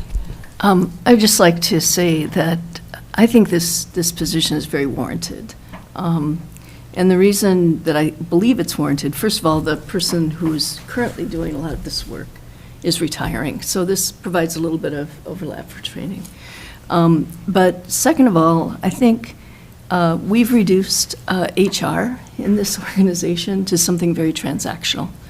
It's just hiring and exit interviews and onboarding and offboarding. And a lot of the issues that we have, I think, bigger issues, systemic issues, are related to the fact that we haven't treated HR in a strategic way. Made sure our policies are in place, made sure that we have proper training programs, all of those kinds of things. So having this position in general would help with things like our retention, which I think she can focus on things that affect retention, and some of that is really about policy and about the way and process, the way we do things, because I think sometimes people don't feel supported adequately. So being able to free up our HR a little bit to support those kinds of issues will help us in times when things are difficult to retain people. And so I believe it's is helpful to address some of the things you're talking about. And it's not, it's an overlap now, but it's already kind of in what we have, so. Financially. Commissioner Gamble? Yeah, thank you, Madam Chair. Thank you, Rena, and I think we've had some discussion about that, and I agree with you. I think foundationally, and in my canvassing different HR departments, that's the point. If we're busy shuffling papers, we can't get to the foundational things that creates culture, and our human resource department is that. And I think if we look at the resumes and go through the shared values things in our applicants for county administrator, you will see the evidence of that in their language. That was another component, is that the county administrator coming on board, looking at the organization and what's best fit. But if after we had the discussion in the personnel, and you looked directly at me and asked me, because you know I'm reticent on the hiring end of things, but I don't do it just to be a cog in the wheel. I do it because I want us to evaluate the need for certain positions and how we are efficient and how we operate. But when it comes to the foundational things, as far as culture, I agree, we rely heavily on human resource to be able to help create that culture, because many people leave because they don't feel valued, heard, or supported. And if we honestly understand some of the reasons why the changeover or whatever, then we can address that in a meaningful way, which in the long run should, be an advantage for us. So I struggle on the where we find ourselves right now, simply because we're looking at the leadership coming in, which I hopefully would share this discernment that sees the value of freeing you up to be able to contribute to policies and things that make staff feel valued. I feel that's hugely important. I think it's just a generic throw out to say, with the uncertainty, we got to look. And if we're going to prioritize dollars, I'd be the first to say that it should go here. But I think we just need to be aware we can't keep hiring when we're losing revenue to support those positions. It needs to be a very thoughtful, intentional thing that demonstrates to department heads, we're listening, we're not closing our eyes to it, but we need to find ways to do more with less. So, having said that, I'll make a motion to support it, and again, right after we talked about it, I did call several counties, and there was strong support for the need. It just, let's build a framework in which you can accomplish what we hope for. So I make a motion to support the hire. Second that. Any further questions or comments? All in favor? Aye. Opposed, same sign. Motion passes unanimously. Thank you. Okay, so we're going to pause now. We'll come back and start with the county administrator hiring process. So we'll take about a 10-minute break. Okay.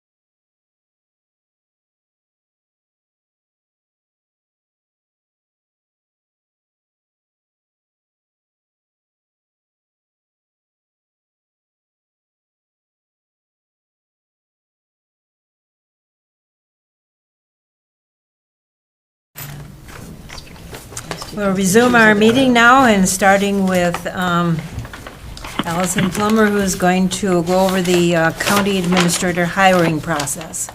Yes, we are ready for the next steps. Pretty shortly here, I'm going to hand it over to Pat Melvin, who we have joining us via phone, to walk us through the next steps in actually scoring and ranking our semifinalists to determine who we'd like to interview. Pat, are you there? Good morning, Madam Chair, Commissioners, and staff. Good morning. Good morning. Morning. Morning. I just wanted to start out, I apologize, I've got a cold that I've come down with, so please let me know if I'm not speaking up loud enough or if there's any problem with my communication. Just to give you kind of an update on where we're at, we had a total of 26 applicants in our second round for the county administrator position. That compares with what we had in the first round. We had 41 applicants. We did have 26 applicants. Of those, I elected to move or advance to you 10. Of those 10, we have had 2 applicants that have withdrawn.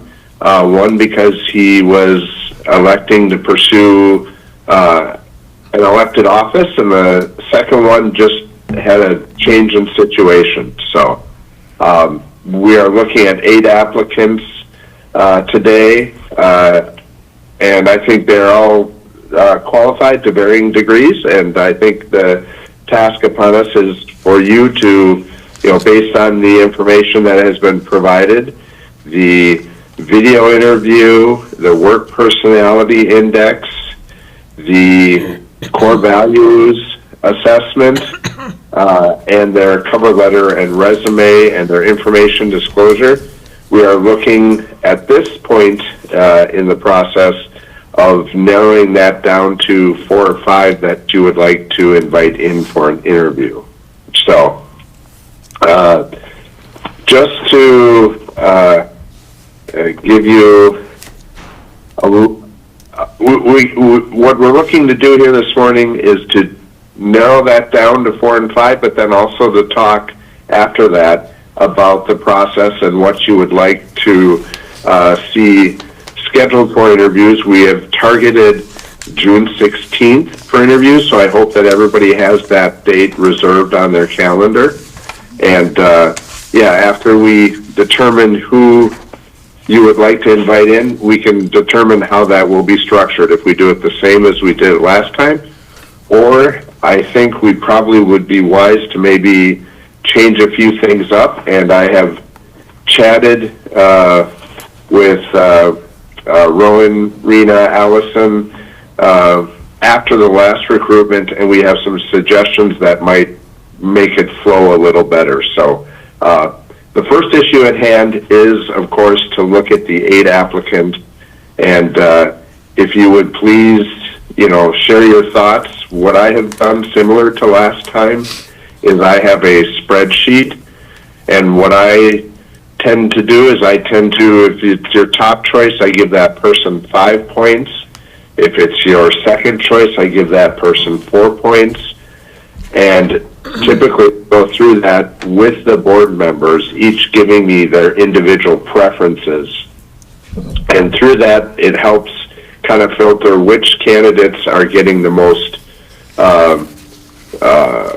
are most desired by the board members. Certainly, this is not intended to restrict you or push you into a decision, but sometimes it just helps.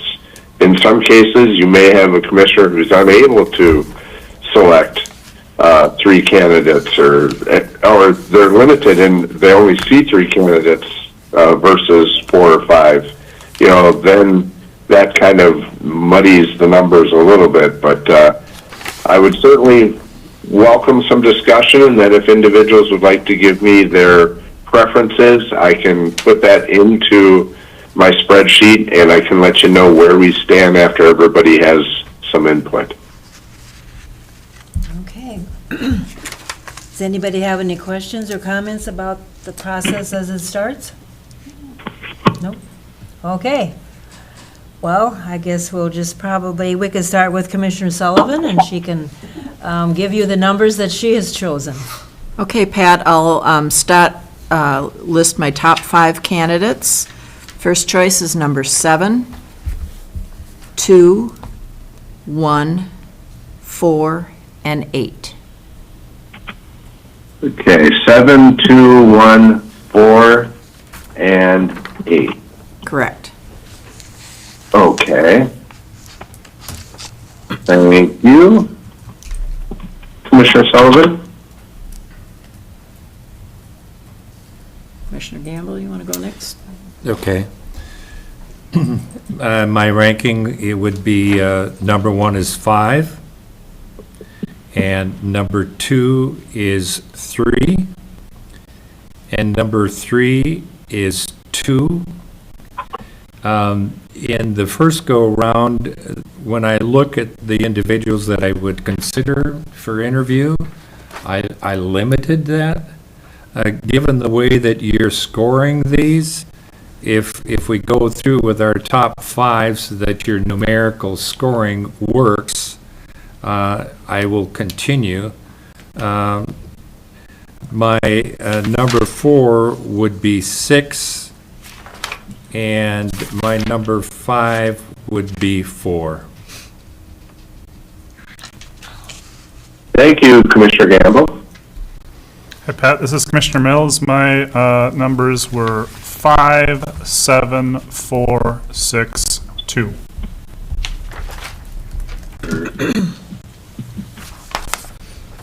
Commissioner White? Thank you, Commissioner Mills. My numbers, Commissioner White, my numbers are 2, 3, 4, and, wait, that was backwards. Let's do this again. Start all over. 3, 2, 4. 3, 2, 4. okay. And then 7, 8. What is the last one we have now? 6, 8. Then number 8, the last one, and I couldn't come up with the 5th. Okay. Could you repeat those, please? 3, 2, 4, 8.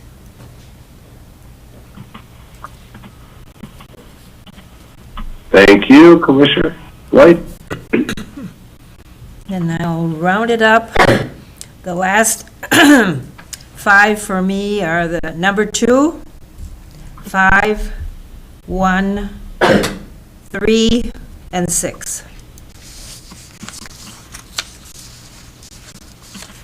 Did you have, I'm sorry, could you repeat those again, Commissioner Storley? 2, 5, 1, 3, and 6. Thank you. That's the end. Tabulate. Oh.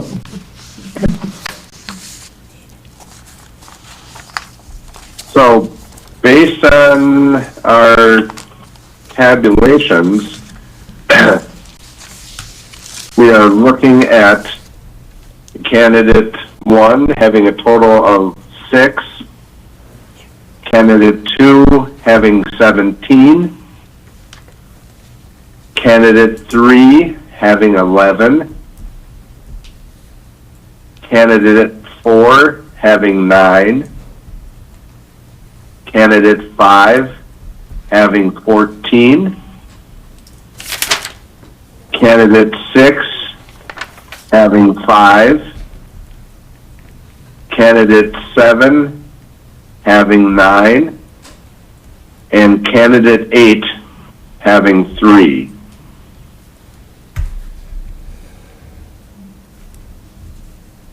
So, Would you repeat 1? How many there?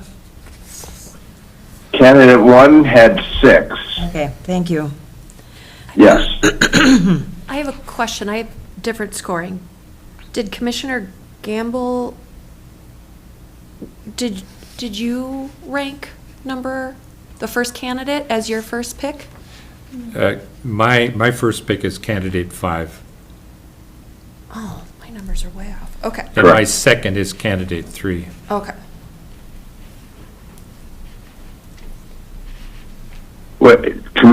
Commissioner Gamble, yes, your second candidate was Commissioner 3. So I have 5, 3, 2, 6, 4. Yep. Okay.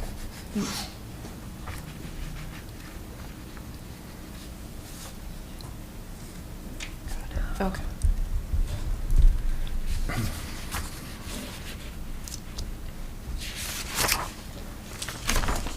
5, 3.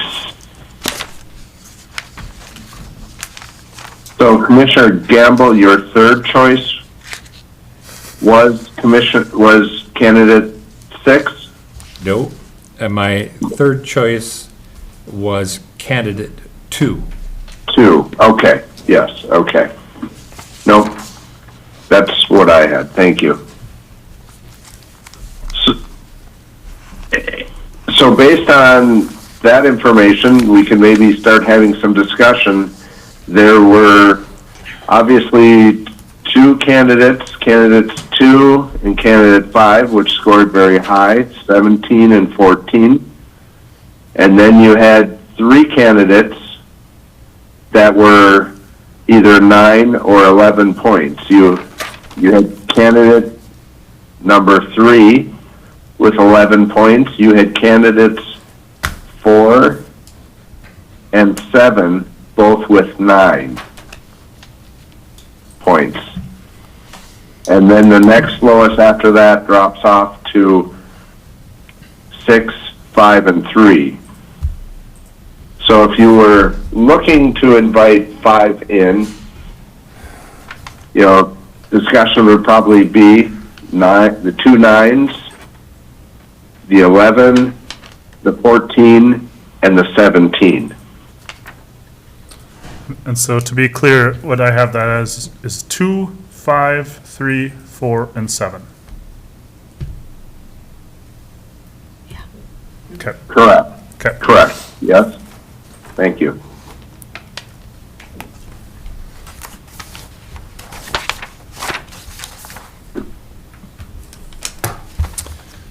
Feel free to have further discussion. Just please keep in mind reference to candidates by numbers. Mr. Gamble? Yeah, thank you, Madam Chair. When I look at how the scoring came out on commissioner selections here, we have candidates that are far-flung that we're looking, potentially, in other words, because they're on our list. My recommendation, this is just my thoughts, I would take the 3 highest and bring them in. If we did that, we would be covering first choice by each commissioner except for the initial. And so last time when we had this discussion, we looked at it and we said, well, we've included everybody's first choice, and then the discussion was for individuals that had a first choice that wasn't in there, do we want to respect that and include them in it? So that's part of our discussion. From my perspective, looking at the candidates and how it scored out, and given the distance, I would, for some of these candidates, my recommendation would be that we would go with the 3 top scorers. That would be my opinion. And eliminate the 9s. I would. I think I would rather devote more time to fleshing out, if you want to use that terminology, the 3 top scoring than to have more with less time devoted and energy and mental capacity. I think we mine out of the 3 top ones. It's not numbers. That's my opinion. How does everybody feel about that? Commissioner Mills? Well, that wouldn't include Commissioner Sullivan's first pick. That's correct. And with our recent history and candidates dropping out and things not working out, I think it would behoove us to go for all 5 and see what happens there. We haven't had great luck with candidates dropping out, and so just kind of hedging our bet there. I understand the space it takes, financial, mental, to do more, but I don't want to post a 3rd time. I would agree. I'm in favor of that statement, just saying. What statement? Not to post a 3rd time. Oh, yeah, okay. We have to, but I don't want to have to. Yeah. Commissioner White? I think it would, Commissioner Sullivan's first choice needs to get a hearing, I believe, if she felt that was, her first choice was not among the top 3 in the Right. rating system. And I find the rating system a little suspect still from last time, too subjective. And so I would like to hear, even though, I don't know, I just think that might not be, it's respectful, I don't know. It's, we did that the last time around. We included, I think it was Commissioner Gamble's first choice that wasn't, or did we? Oh, we never did. No, I'm saying it was a discussion. I don't think that So we- first choice was that's the final candidate that we had in the 2 that we interviewed. So, but the concept about if respecting a commissioner's first choice, if we want to be inclusive and that's how we want to proceed, I would respect that. I just saying when we're looking Sure. at overall costs, and it's not about numbers, it is about respect, and it is about substantive candidates that we have time to go through, as opposed to just going through the motions. I think we're a little bit gun-shy because we had some fallout last time. We want to be sure we have enough in the pool, but I would not allow that to drive my decision. I would still try to keep it at the 4 myself, but that's just my opinion. I'm 1 of 5. And I would say regarding candidate 7, that in addition to that person being my top choice, it was also another commissioner's second choice.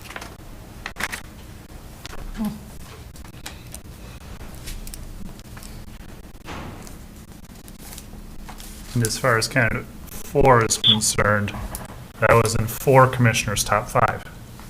Right. So it's very easy to justify, I think. The pool of 5. Yeah. Yeah, that's fine.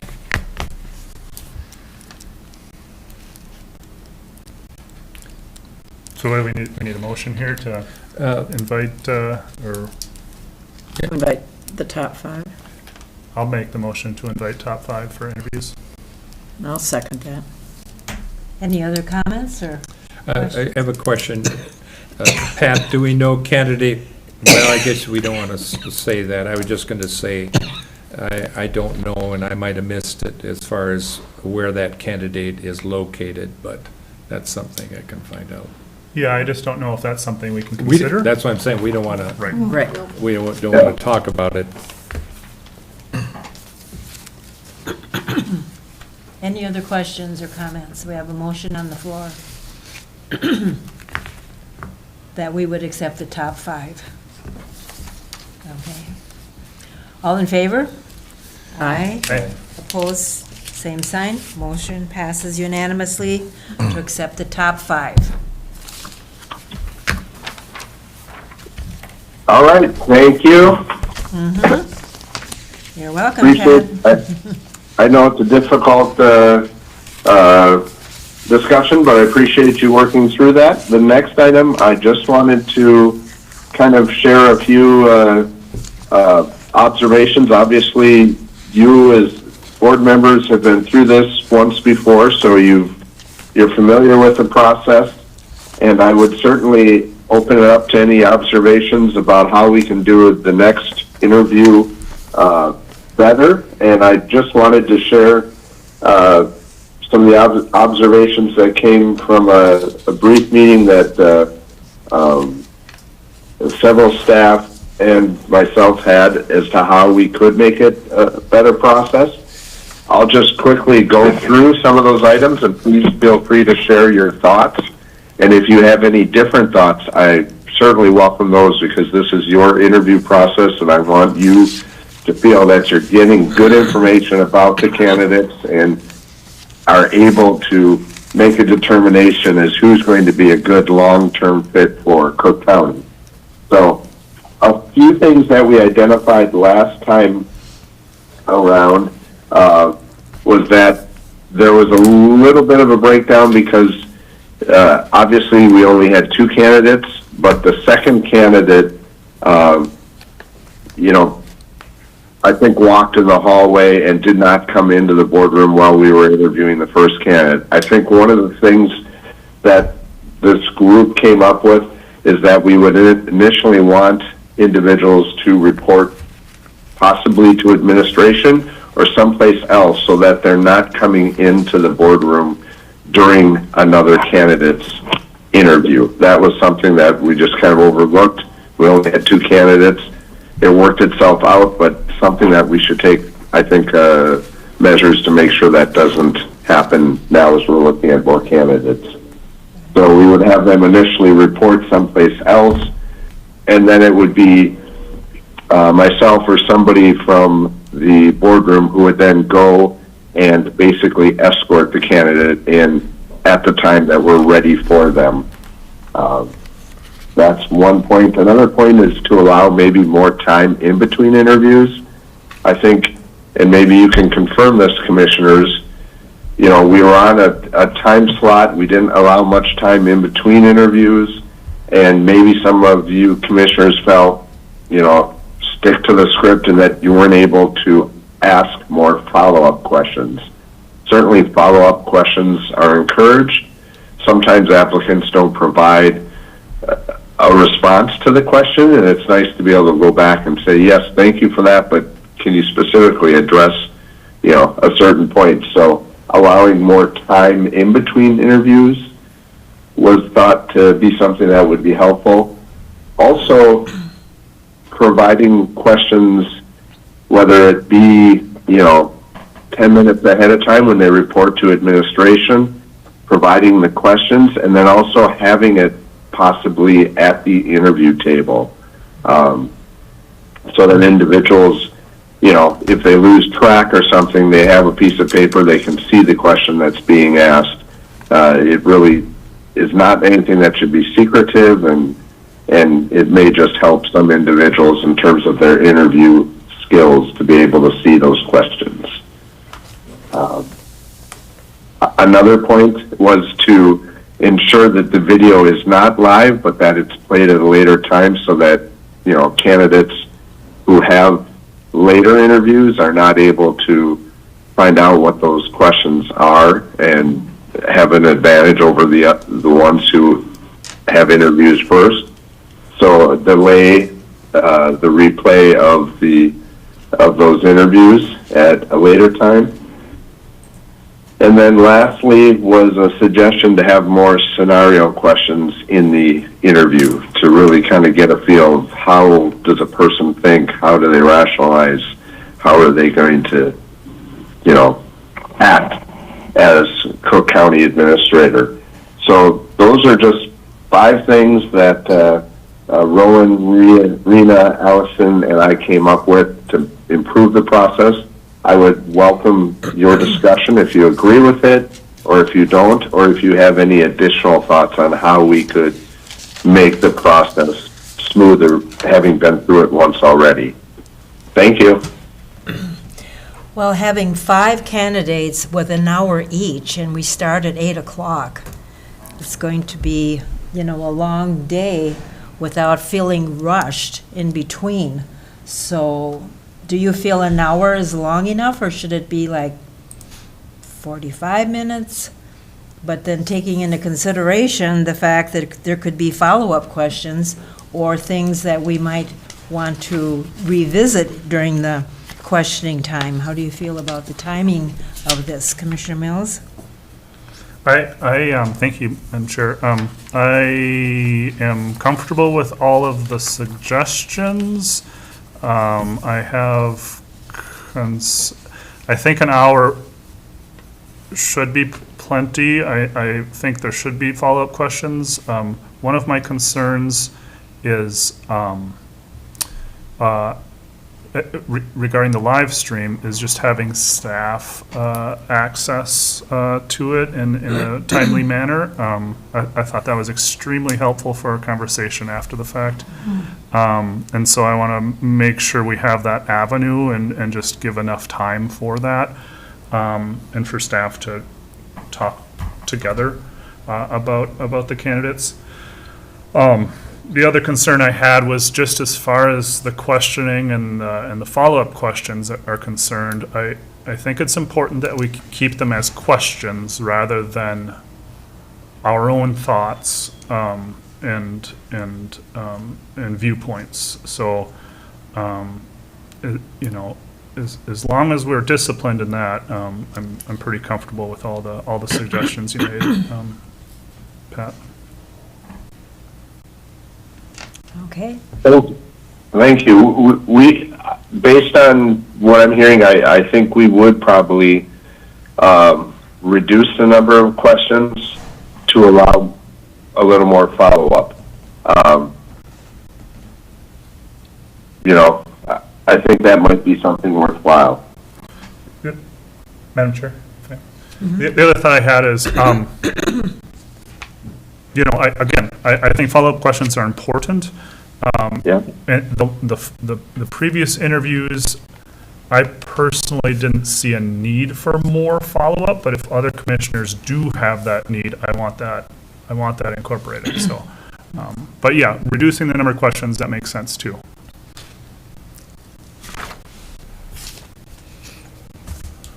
I think to make the transition into the first interview would be, I could bring them in, or Administrator Rena could bring them in, and then allow, I don't know, 5 minutes in between each one with, you know, where the other ones are circulating. So what is the best plan for having 5 in the community, and then they know that at, you know, 9:10, they're going to be up here? So is it just so Pat, you need to kind of help us with figuring out the smoothness of all of the 5 candidates coming into the courthouse. Sure.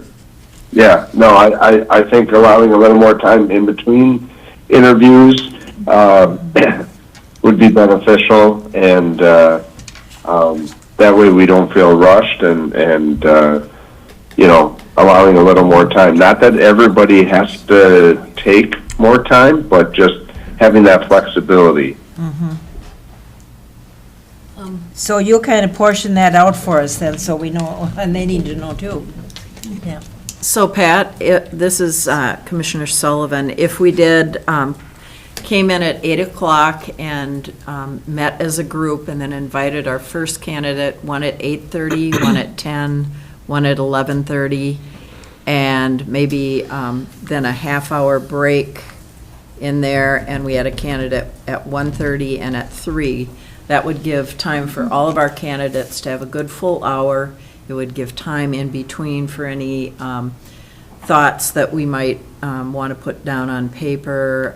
It would extend time for follow-up, and it would give us an opportunity to complete by the end of the day, so we could do it all in one day. Attorney Peterson? Yeah. Yes. Thank you, Madam Chair. I just wanted to make sure I have the date right. Is this June 16th? Correct. That is also a regularly scheduled court day, so just to be aware that there may be security at the front. Oh. I was, in jest, I was going to suggest we ask Sheriff Eliason to do the escort, but maybe that's... Well, he might be here anyway. Yeah.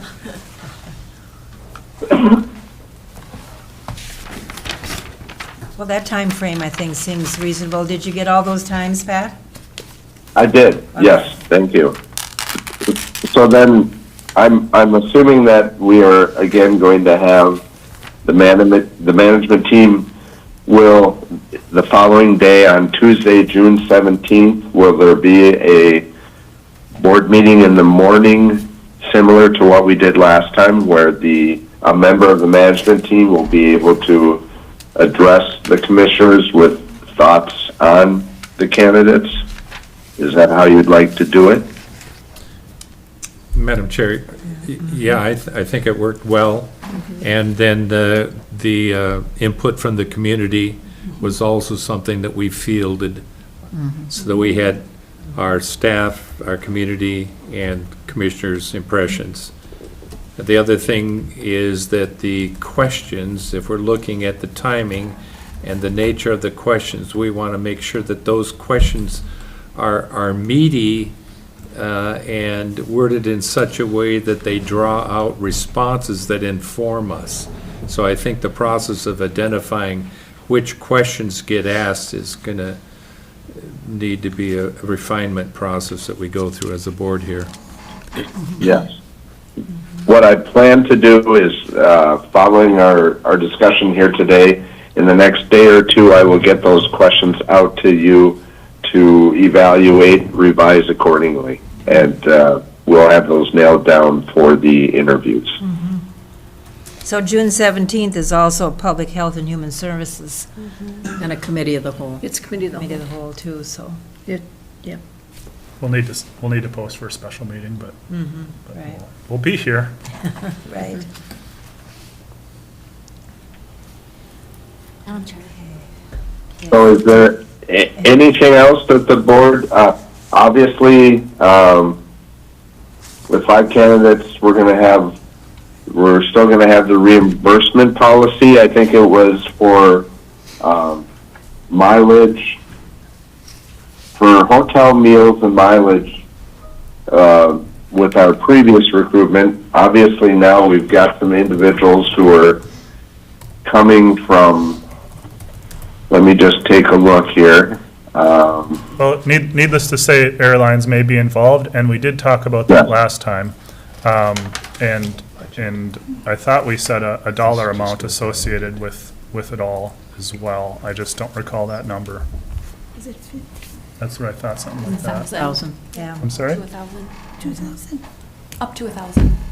1,000. 1,000 last Right. time, yeah.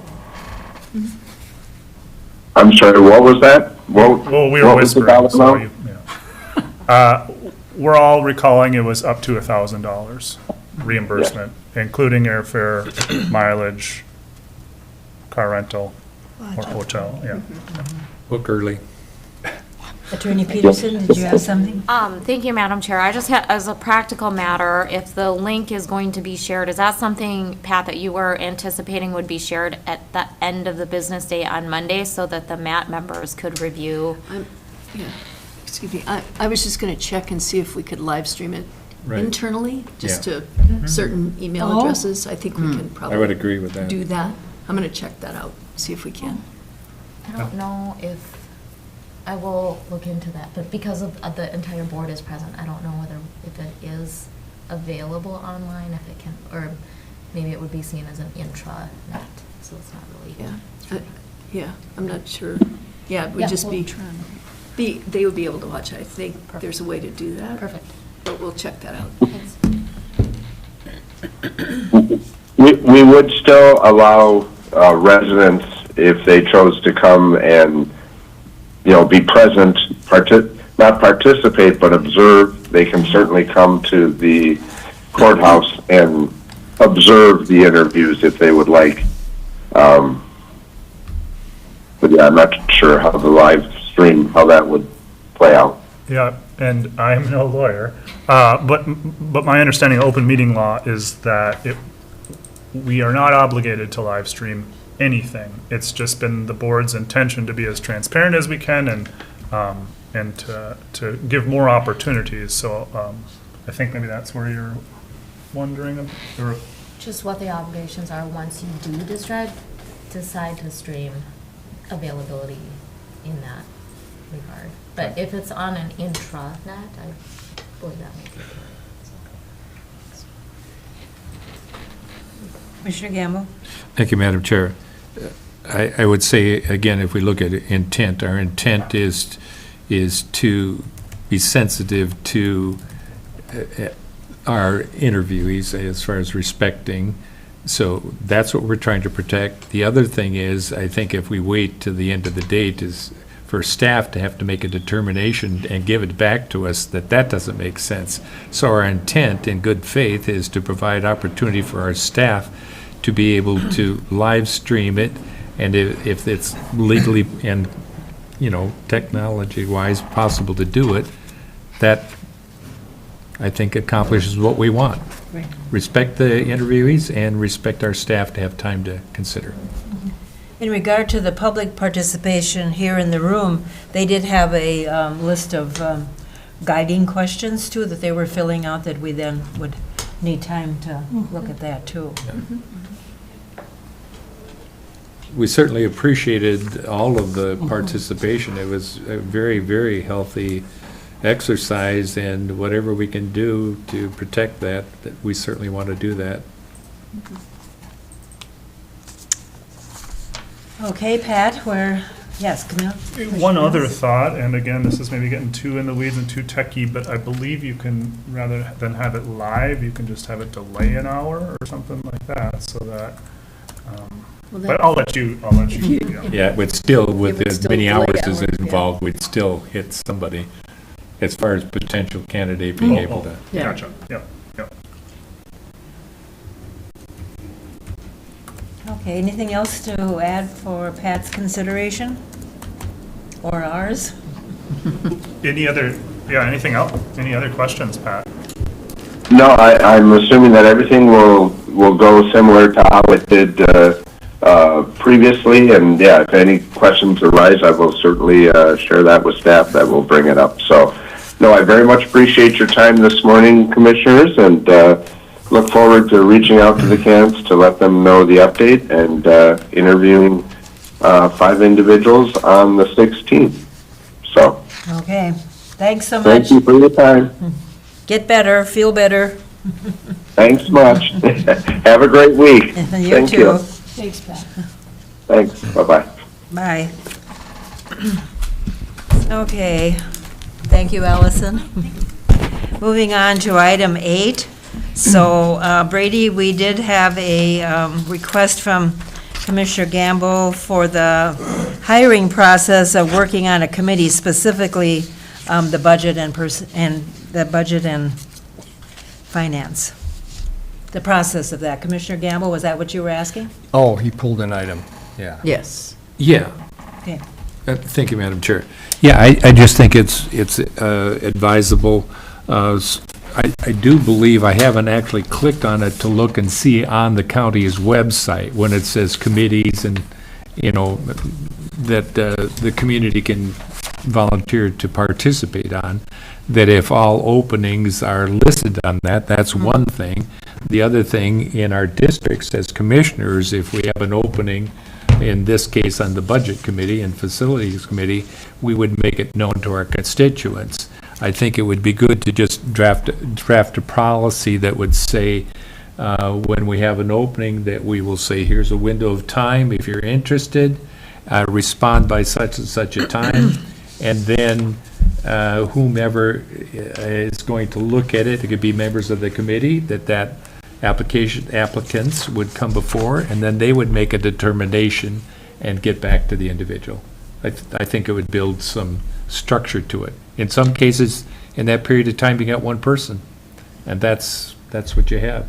In other cases, you might have 3 or 4, so I think it'd be good for the committee to just look at it and make a recommendation. So when it comes to the board, it's a recommendation coming from the board, from that committee. Okay. So And then we. I don't think it's complicated. I think it's just a discipline when we have. It would be a consistent way for Yeah. us to respond to those, because I know other groups do make a recommendation to the board. Yeah. So, And it really only comes up when it happens. Sure. Which it just happened. Yeah, yeah. And I put out a plea and Yeah. got a response. Yeah. So are there any further questions on that, Commissioner Mills? I'm just curious about the window.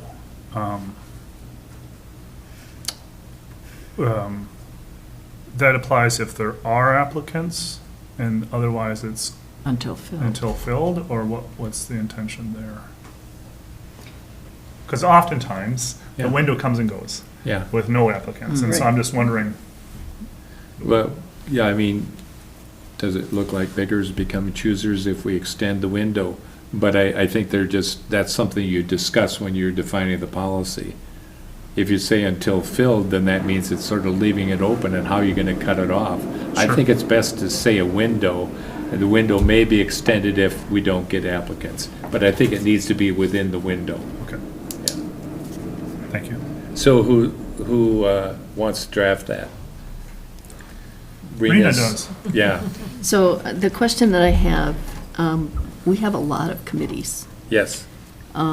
Are there certain ones, are these just advisory committees, or are these, what, are we, I thought we were talking about advisory committees. Okay. Those are very different than Yeah. all the okay, others. Yeah. Right. all right. I just wanted And I'd be to- happy to help work on that.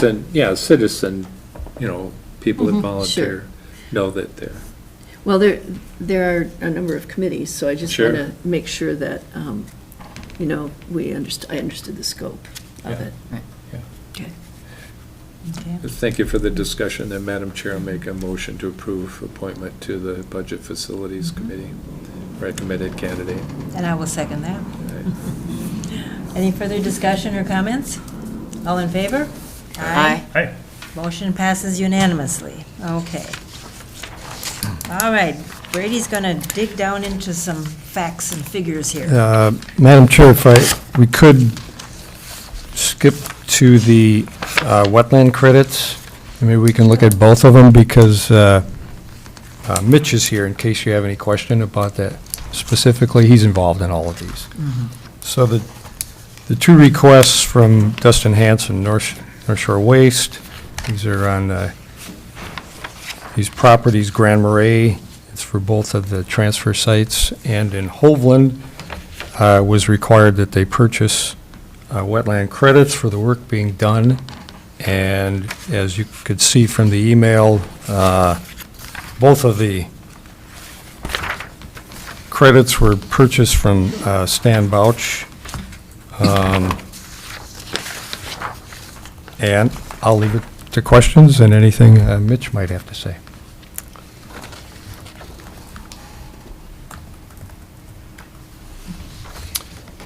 Commissioner Gamble? Yeah, thank you, Madam Chair.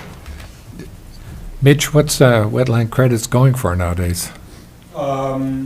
So this price that they're paying is $1.25 per square foot. The average price, I mean, it's a market-driven, economy, but generally around $2 per square foot, so getting a pretty good deal.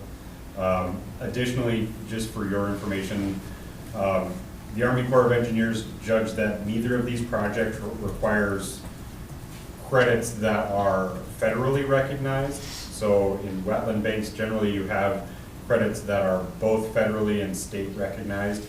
Mr. Bouch has a pretty good availability of credits that are only state recognized. So this project is viable for that use, which kind of dictates that the price is a little bit better. And as a follow-up question, do we have a policy that defines when wetland credits are needed, whether we buy locally or buy at the best price?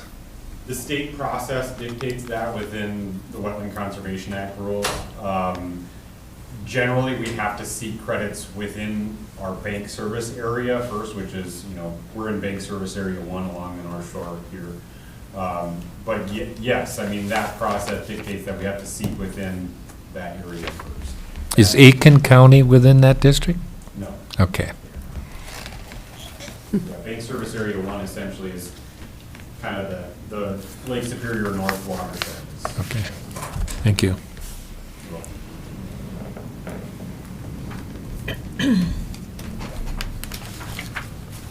And Any further questions or comments? yeah, go ahead. I was just going to say, so we're looking for a motion for the, To approve the payment of these wetland credits. yeah, For both Hovland and Grand Marais. Yeah. You want it as one motion for both? I Or think individual? I think it can be for both, as long as it's stated, both sites.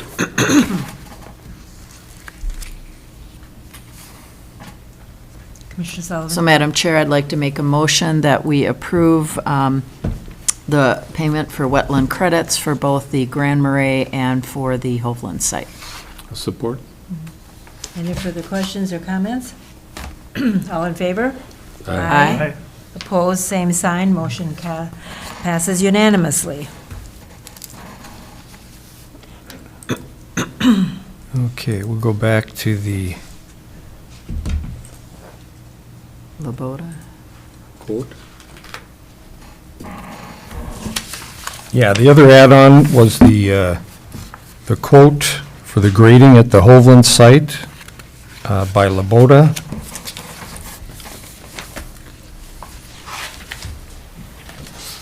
And in this case, we received only one quote for $146,000.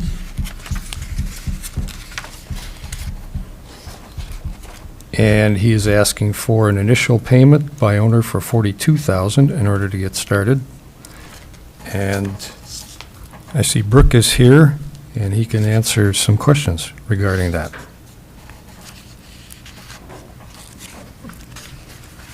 Any questions? I'm not sure what answers I've got, but Maybe if you want Go to ahead. just give us a little bit of an overview from your perspective. Dustin kind of briefed me on it and basically just about the only bidder that could work with our timeline that was willing to bid on that one.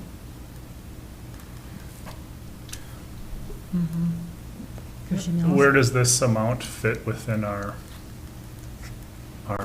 It's LaBoda's who did the original bidding for the budget. mhm. So yeah, it fits right in there. Good. Yeah, and this is part of that estimate of about $275,000 for the Hovland site, and the major part of that is the groundwork. Yep. Basically, the rest of it is fencing.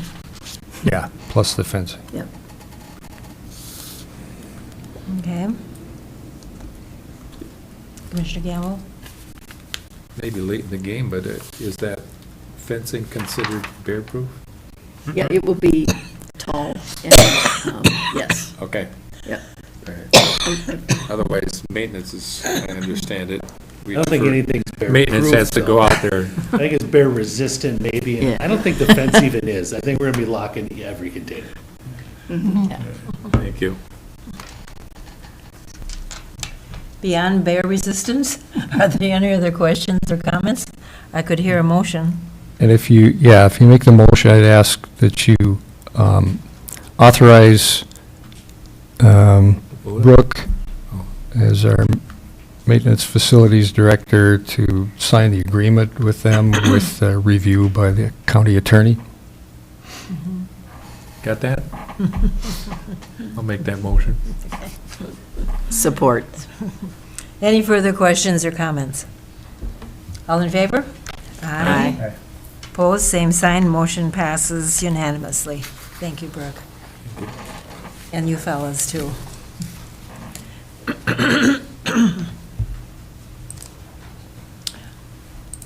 Okay, Brady, Okay. now we want to Thank talk you. some budgeting here. So first quarter budget to actual report. As usual, there's not a lot to report in the first quarter because you don't really get a fair look at your budget, but it would point out any anomalies or maybe some trends. Right now, it's 25% of the year, obviously, 13% of budgeted revenues. This is mostly because of lack of our big federal payments. They're not spread out. We haven't received any of that yet. Well, I take that back. We got some, the substitute for the secure rural schools, that smaller amount, we've received that, but that's what we've gotten so far. We should get the rest of it this week, actually, or at least the BWCA we should get, historically, we should get that this week, and then the regular BWCA should come in June. So the second quarter, usually we catch up on revenues. On expense side, we're a little below 25%. We're at 21%. Part of that's just probably the mild winter. Typically, utilities and snow plowing push us closer to the 25%. And I've given you that summary of our budgeted departments with some of the explanation of the higher items. And I'll just go through those quickly. Department 41, General Finance Administration, revenues are very high. Again, this is the interest rates that 3 years in a row are staying up above expected. So we're still at about 4.23. We were at 5.5 to 6 2 years ago. So it's dropping, but very slowly. Our general insurance expense, we pay all of that in January, so that always looks high. IT, their charges to Public Health Human Services higher than budgeted, and that's basically based on staff primarily up there. And they paid the annual Office 365, that phone cost in February, pushed their numbers up a little bit. Sheriff's Response Unit, their insurance costs in January. E911, the professional fees, they call it the Higher Ground Radio Recording MacTech System. I'd ask Jay to come in if you wanted an explanation of that, but in the radio department, this is the AT&T tower fee in revenues was paid in January. Push those revenues up. For SCORE, that revenue's down. No state grant money received yet. Should get the first amount in the next month or so. For emergency services, expenses are low because professional services weren't needed for the conference. Community center, the building use fees are at 49% of budget, so people were using that building a lot this winter. YMCA, the revenue is high because we get the city's contribution early in the year at one time. And extension, the quarter one MOA, memorandum of understanding for the director's pay wasn't paid until April. Rowan purchased 2 copiers under the photocopy expense. And 2023 BWCA was paid in May, so again, I just spoke about this. We include it on here, the BWCA money, because it's so large, even though the payment we receive in May is actually last year's money. So we include it here because it would skew the numbers too much. And other than that, it looks normal, and I'd ask if there were any questions. Commissioner Gamble? Yeah, thank you, Madam Chair. So Brady, I appreciate all the reports. My first inclination is take those reports, that you've had to annually and do comparisons. It's difficult, which I know the challenge that you have to face with monies coming at what time of year and how they get applied so that we reflect things as they are as opposed to how they come into us.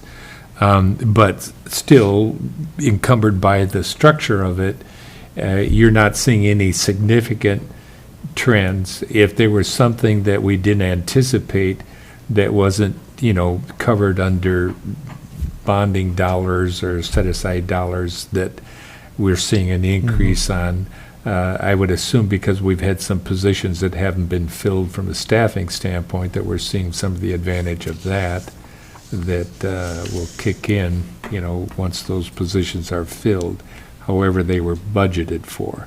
Yeah. But when it comes to the budgeting process, when we're looking at some of these things and evaluating, some of those dollars might play out differently depending upon how we proceed. So I guess the question is, all the years that you've been in the position there and looking at things as we see it right now at this point in time, no significant trend that we should be aware of that we need to try to mitigate?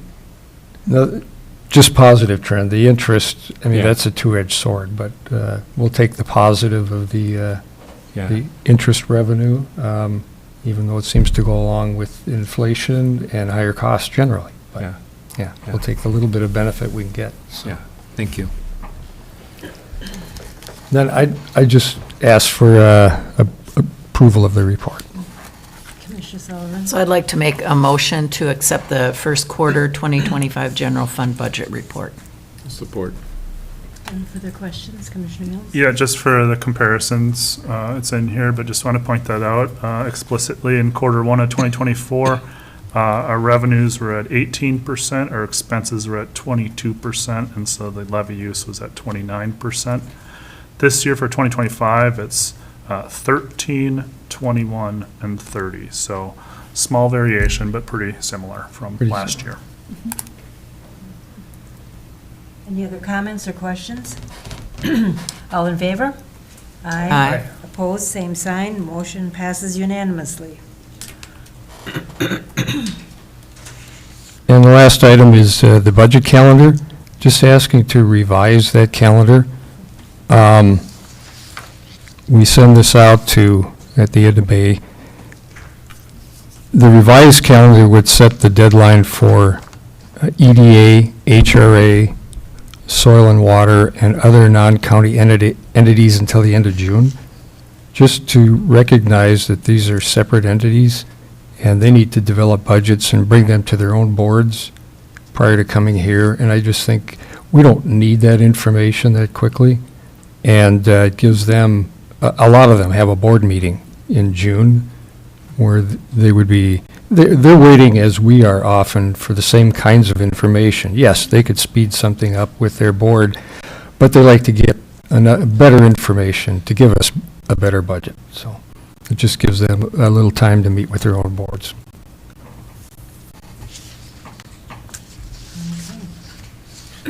Commissioner Mills? So we have two items highlighted there in that budget calendar. It's May 23rd for the preliminary department requests, and then June 27th. Previously, those other, the EDA, HRA, SWCD, all those others were part of that. They were part of the original May 23rd. May yeah. 23rd. Okay.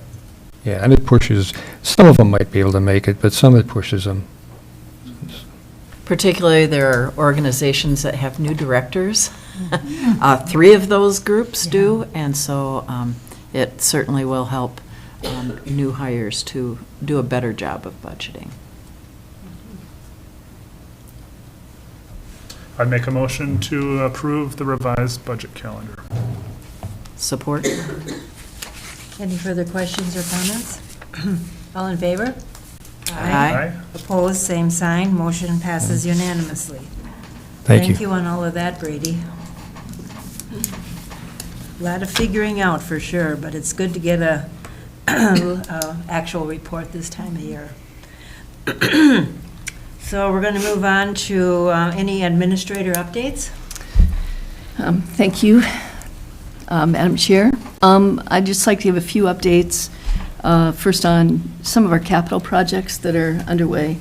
The Hovland Transfer Station, I think now that we'll probably we'll start seeing work happen on that right away, and we're still hopeful to get that open later in July. And I think it'll be a welcome addition to that community. On the Grand Marais Transfer Station, we got the second round of bids.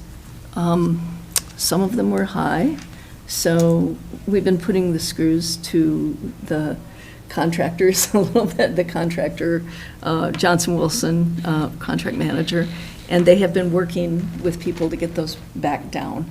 We'll have a good idea. You know, I've told them there isn't any more money, so you have to work within this budget. So they've been sharpening their pencils and reducing things, so we'll have a updated report on that on Wednesday.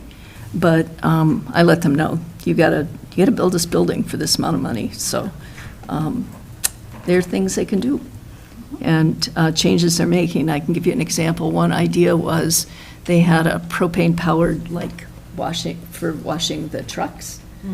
And by changing that to an electric one, they were able to get rid of gas lines and a propane tank, and it was a cheaper thing. So that made like $100,000 difference just doing that one thing. So there are things that they can do and that they are actively working on. So hopefully by the next time we meet, they'll be started there. We're waiting to get started until we know for sure that we're within budget. So that's where we're at. Yeah, we got a strong sense that these are not going to be shortcomings to how This the isn't building value engineering. operates. This Yeah, is- it's not like the value engineering we've seen at other times. I think they know exactly what they're, Right. they convinced me they really know what they're doing Right. on this. Brady and I met Yeah, with them too, yeah. so, yes. Madam Chair, Rena, yeah, when it gets to this point, sort of to Brady's comment, that we hired somebody to have oversight for us. Right. And we provide our own discipline in that regard. Right. So when it's a matter of cutting, it's not like, those that are going to do the work go back and say, well, let's just use the Right. inferior this or that, the other thing, Nope. because we're protecting the integrity of what we set out to. Yeah. We're just trying to find ways to reduce costs that Exactly. don't compromise that. Right, right. Yes. So I'm pretty confident they're going to be able to get that back Right. down. The meeting we had with them a week ago, they already had a lot of ideas, so Good. they're working with the engineers, and we're And trying they- to be tough. Yeah, they're being tough, but they're very cautious, Yes, too. they are. Trying to get it right. Right. That came out real strong. Yep, yep. So hopefully I'll have some more information on that for you, maybe by the end of the week. The basement renovation is going forward. If you come and sit in my office, you will hear the, sawzalls and concrete cutters and hammering down there. It's very interesting. We're trying to do a Teams meeting, but it's moving along, and I think we're still good for the first week of July to move staff down there. We had a meeting, Rowan and Brooke and Alice McIntyre and I had a meeting last week to talk about what the shuffle looks like in terms of having minimum impact, but being able to use the space that'll be opened up. So a lot of things, moving parts right now, but I feel like that's on schedule, and they're doing a good job. Commissioner White has a question? Yes. How many personnel will be down there? I mean, how many offices or? It's 2 offices, like closed offices, so I think like Grace Grenager and Allison Plummer will be down there, and then I think there are 6 cubicles. So, yeah. Let's see. The LEC expansion, they'll go out for bid, as Dean mentioned, later this week. And so once they had those bids in, they'll start ordering things, and we'll see that happen too. They're still looking to have that closed in before winter so they can do the inside work. The June Committee of the Whole, I was planning, looks like it's filling up. If we use that morning to do the math team, to come and give us feedback on the interviews. And I think Visit Cook County comes and does their annual report, so those 2 were on there for sure. I was also planning to have a presentation on expense revenue and demographic information for the Y. I've been working with Alex, the director of the Y, on that. If that meeting gets too busy, I'll just move it I'll either do it the board meeting before or the board meeting after. But I am working on that information for you so that you have an accurate picture of where we are currently with the Y. Let's see what else. I was texting with Rowan here, and he said we can do like a private one, but he said, we can share the link with who we want to share it with, but they could share that link with somebody else if they wanted to. So I think that's a minimal risk, and I think we could do that to keep our MAT team informed. I doubt they'd be sharing it with candidates, so that would be the main thing we would be worried about, I think. If that's okay, we'll proceed with that. As long as we're clear on directions so they can't say we didn't tell them. Right. Again, we, I will. respect that they understand why we're doing what we're doing, and we're Right. trying to make it available to them, and Right. just under these parameters. Right. And just last but not least, a reminder that on June 17th, that's going to be a busy week, is the County Board of Appeals and Equalization. That's at 6 o'clock, 6 to 7 in the evening. That it doesn't require the full board, but it does require a quorum. And I understand that Brady can be part of that quorum. So you guys may want to decide who can be there, who, whatever. But it could be a short meeting. People need to make an appointment for that meeting. You can't just show up. So that's what Bob told me, anyway. So it could be very short. So I just wanted to make sure y'all had that on your calendar. It wasn't on mine, so I'm mentioning it to you. And that's all I have. What time do you have for that? It's at 6 to o'clock. 7, yeah. Or 6, I think, yeah. The reason I ask is that the next day, the district meeting for the counties will be down in Two Harbors, and there's an event the night before. Okay. So we'll have to decide who wants to do that. I'll just give you a heads up on that. Yeah. Commissioner Mills. I have EDA at 4 o'clock, so that's 4 to 5:30, so I should be able to make the 6 o'clock if that's helpful for anyone. Yeah, and I'm planning to be there, so. Okay. Typically, we've all been at Appeals and Equalization, so. Yeah. It's not a problem, and it's good to be aware of what you're hearing. Okay. That's all I have, unless you have questions for me. I did want to say one thing. I would have to say that being in this position, one of the advantages I get to see is the quality of the directors you have in this organization. I think about Brooke sitting here today and talking about how he looked at the boilers and was able to make a good decision, not just repeat it, but make a good decision based on, taking in information. I, have long, of course, think that the MIS department does a good job, but Jay's explanation was really good on that, on his encryption today. Last week, Plowman's presentation was just really helpful and informative, and I think Allison did a great job at answering questions on that as well. Robbie, I can't say enough about Robbie, and the way he approaches his job is just, and the way he communicates with the community. And good Lord, what would we do without Brady? I mean, really, in terms of the way he just has such a steady hand on the budget. Also got to spend a lot of quality time with Jean lately, who got thrown into the deep end of the pool. It's a hard job, and I just really appreciate the way she works and the way she communicates. So I know I'm leaving a few people out. Of course, I can't do my job at all without Jana, but you've got a great MAT team going forward. That was redundant. You've got a great management team going forward, and I just hope you'll continue to support them the way you have. So, that's all. Amen to that. Commissioner Gamble?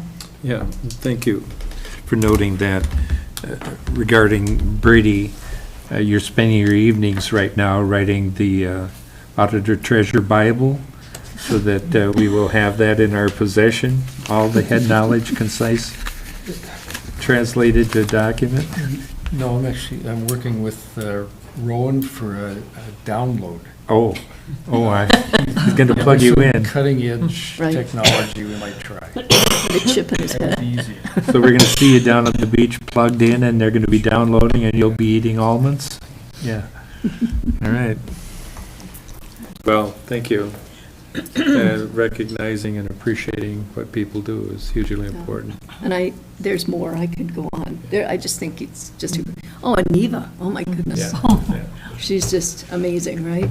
And, the assessor, all of them. I just can't say enough about the team you have in place. Thank you for your report. Moving on, are there any commissioner reports or meeting updates you'd like to share? Commissioner Sullivan? Surely. Thank you, Madam Chair. First of all, the Cook County Historical Society has been busy working with Soil and Water to plant trees. You'll recall that a lot of trees were taken from the property around the Chippewa City Church, and so that has been replanted. And they are also in the midst of planning their 100th anniversary, so more to come on that. Airport Advisory Commission is busy working on a budget. They had a couple of items they were waiting from the federal government on before they could fill in those line items. So we appreciate having a little time to get that recommended budget in. Busy in the emergency management area. Already we've started to give out go bags. We've distributed about 100, and lots of Lake Association meetings and town halls to come. Personnel Committee is busy working on charter, and Allison is going to be putting together a document that she will share with members of those committee, and they'll be able to give feedback prior to our next meeting so that we can be really efficient with our time. HRA has been active. They are approved to work on, or with, I should say, Nora Scogan with the IRRR on another application, and hoping that then they can turn that application in this summer and it would be acted on in the fall, and are also working on the Bjorkberg project pending the Planning Commission, City of Grand Marais Planning Commission approval of that project. BKV did a great job with our open house, and we're waiting to get some PDFs from them so that the information that was on the posters that was shared at the open house can be shared with the general public. We can put something on our website, and Todd Ford will help to get that out to our community. And for AMC, I attended a very lengthy solid waste meeting last Friday, and we're working forward with trying to get tours of different types of facilities and find out how regionally we can work together with our waste issues. And then lastly, this afternoon will be an evacuation event, mid-trail up through Fire Hall number 1, and the Gunflint Trail Volunteer Fire Department annually evacuates or does a mock evacuation for about 200 residences. So that will be going on, and we hope there's no actual real emergency during that time. If so, we will deal with it. But expect to see a lot of emergency vehicles out and about mid-trail today. Thank you. Anybody else? Commissioner White? I would just like to report from the North Shore Forest Collaborative. Information that they gave out, one was a little dismaying in that if I heard what they said correctly, but the Nature Conservancy lost their funding and their office is closed, or the department is closed. Their USDA dollars are leaving, so. And it was a $5 million grant that's no longer there. And they're probably gone, but through the collaborative, they were giving out thousands of white pine seedlings. What are they called? Seedlings. They were free up at the community center, and they had given out thousands all along the shore and had run out before two harbors ran out before they got to us, and we're requesting more. There are a few boxes that are still up there. I was up there over the weekend, so there's about 4 boxes remaining. Because I will contact them. They were going to take them back down the shore. But I know from one of the outfitters up the trail, one of the lodges, they were coming and standing there deciding whether or not they could take a whole box.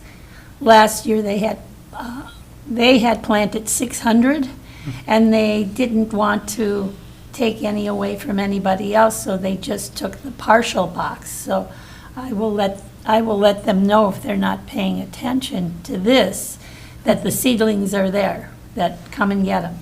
Yeah, I would recommend calling the community center beforehand. Like I say, there were about 4 boxes that were there, but just to make sure. Right. I was impressed. The person that was there said that last year he planted 600 in one day. Obviously, he's much younger, like in his 20s or 30s, so he has it done. That was. Thank you. Commissioner Gamble? Yeah, thank you, Madam Chair.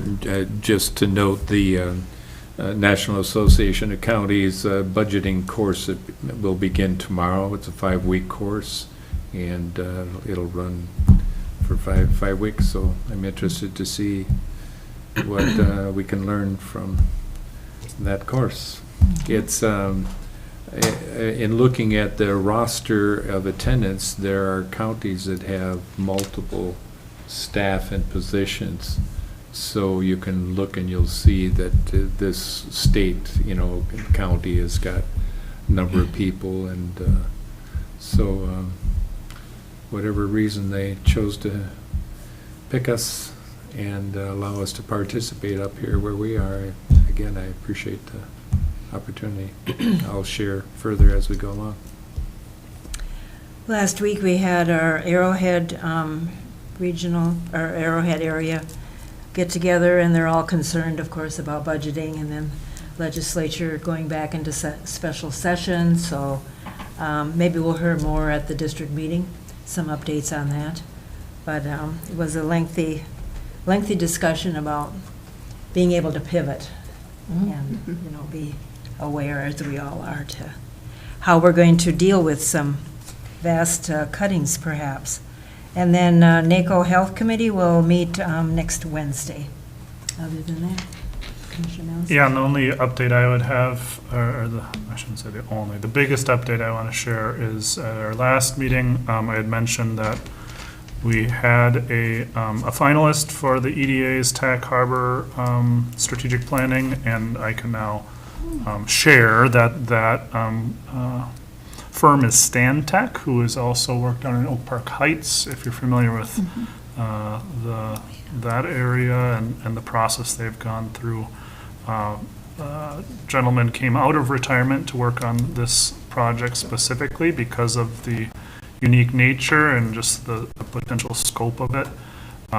So a very strong team that they're bringing to the table, and just to give some more perspective on the scope of this project, the current assessed value of the TAC Harbor property is $2.162 million, and that's about $60,000 a year in taxes that we get. And so because of it being shut down, the value changes, and you will not be receiving that, and there is kind of that off-ramping dollars that's provided to try to help in these transition years. But it's a real big deal.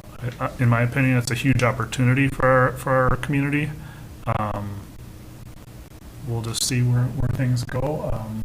The first stages of the process is mostly going to be historical data collection, environmental data collection, and just looking at what kind of restrictions there are, so that when public engagement starts, the broader public engagement starts, that the restrictions can be communicated, just so we're not talking about everything under the sun. There's certain things that could work, and there's certain things that maybe could not work. So, and just one of those big factors is, of course, natural gas. If we're looking for any substantial industrial redevelopment, which Minnesota Power has looked at for years and has not been able to find a redeveloper, and that's why the EDA is involved now. It's largely because of the lack of natural gas there, and yeah, they are familiar with our community. They know our community values. They know what our strengths and weaknesses are, and they're looking to learn more about those too. So we expressed wanting to diversify our economy, and we also talked about working with our strengths. So we'll see what that process entails. But we talked about not going for that public engagement until after the summer season. Which seems like there's a lot of people that are pretty busy all during the summer, and so that'll give Stantec the time they need to try to gather things, and then we can really launch that engagement phase. So pretty excited. And of course, we had representation from Schroeder Township. Bruce Martinson was involved in this decision, and you know, Schroeder Township and Bruce as well has been very involved. I'm sure you as well, Jenny, have been very involved in the past visioning, so, yeah. The name of the consultant again? Stantec. Stantec? Stantec. Oh. Stantec. Okay. And it's a large company, and one of the questions when we did the interview was, well, how you know, how many, you have people in Minnesota, how many? And they're like, well, we've got about 150 people in Minnesota, so it's a national company, and, yeah, still a substantial presence in the Midwest here. Cool. Oh, I will remind people that this Thursday at 10 o'clock, we have the ribbon cutting of the Gitche Trail, parking at the base of Ski Hill Road. Nice. Okay. Anything else? We have coming meetings, like this afternoon at 3 o'clock, we have a Zoom with the Budget and Facilities Advisory Committee. And we have several other meetings. We have correspondence memos, the Cook County lodging tax comparison through February. And then we have a letter of appreciation from the Schroeder Area Historical Society. And there be no further business, I will ask for adjournment. So moved. Support. All in favor? Hi. Thank you, everybody. Business is being conducted, it has to be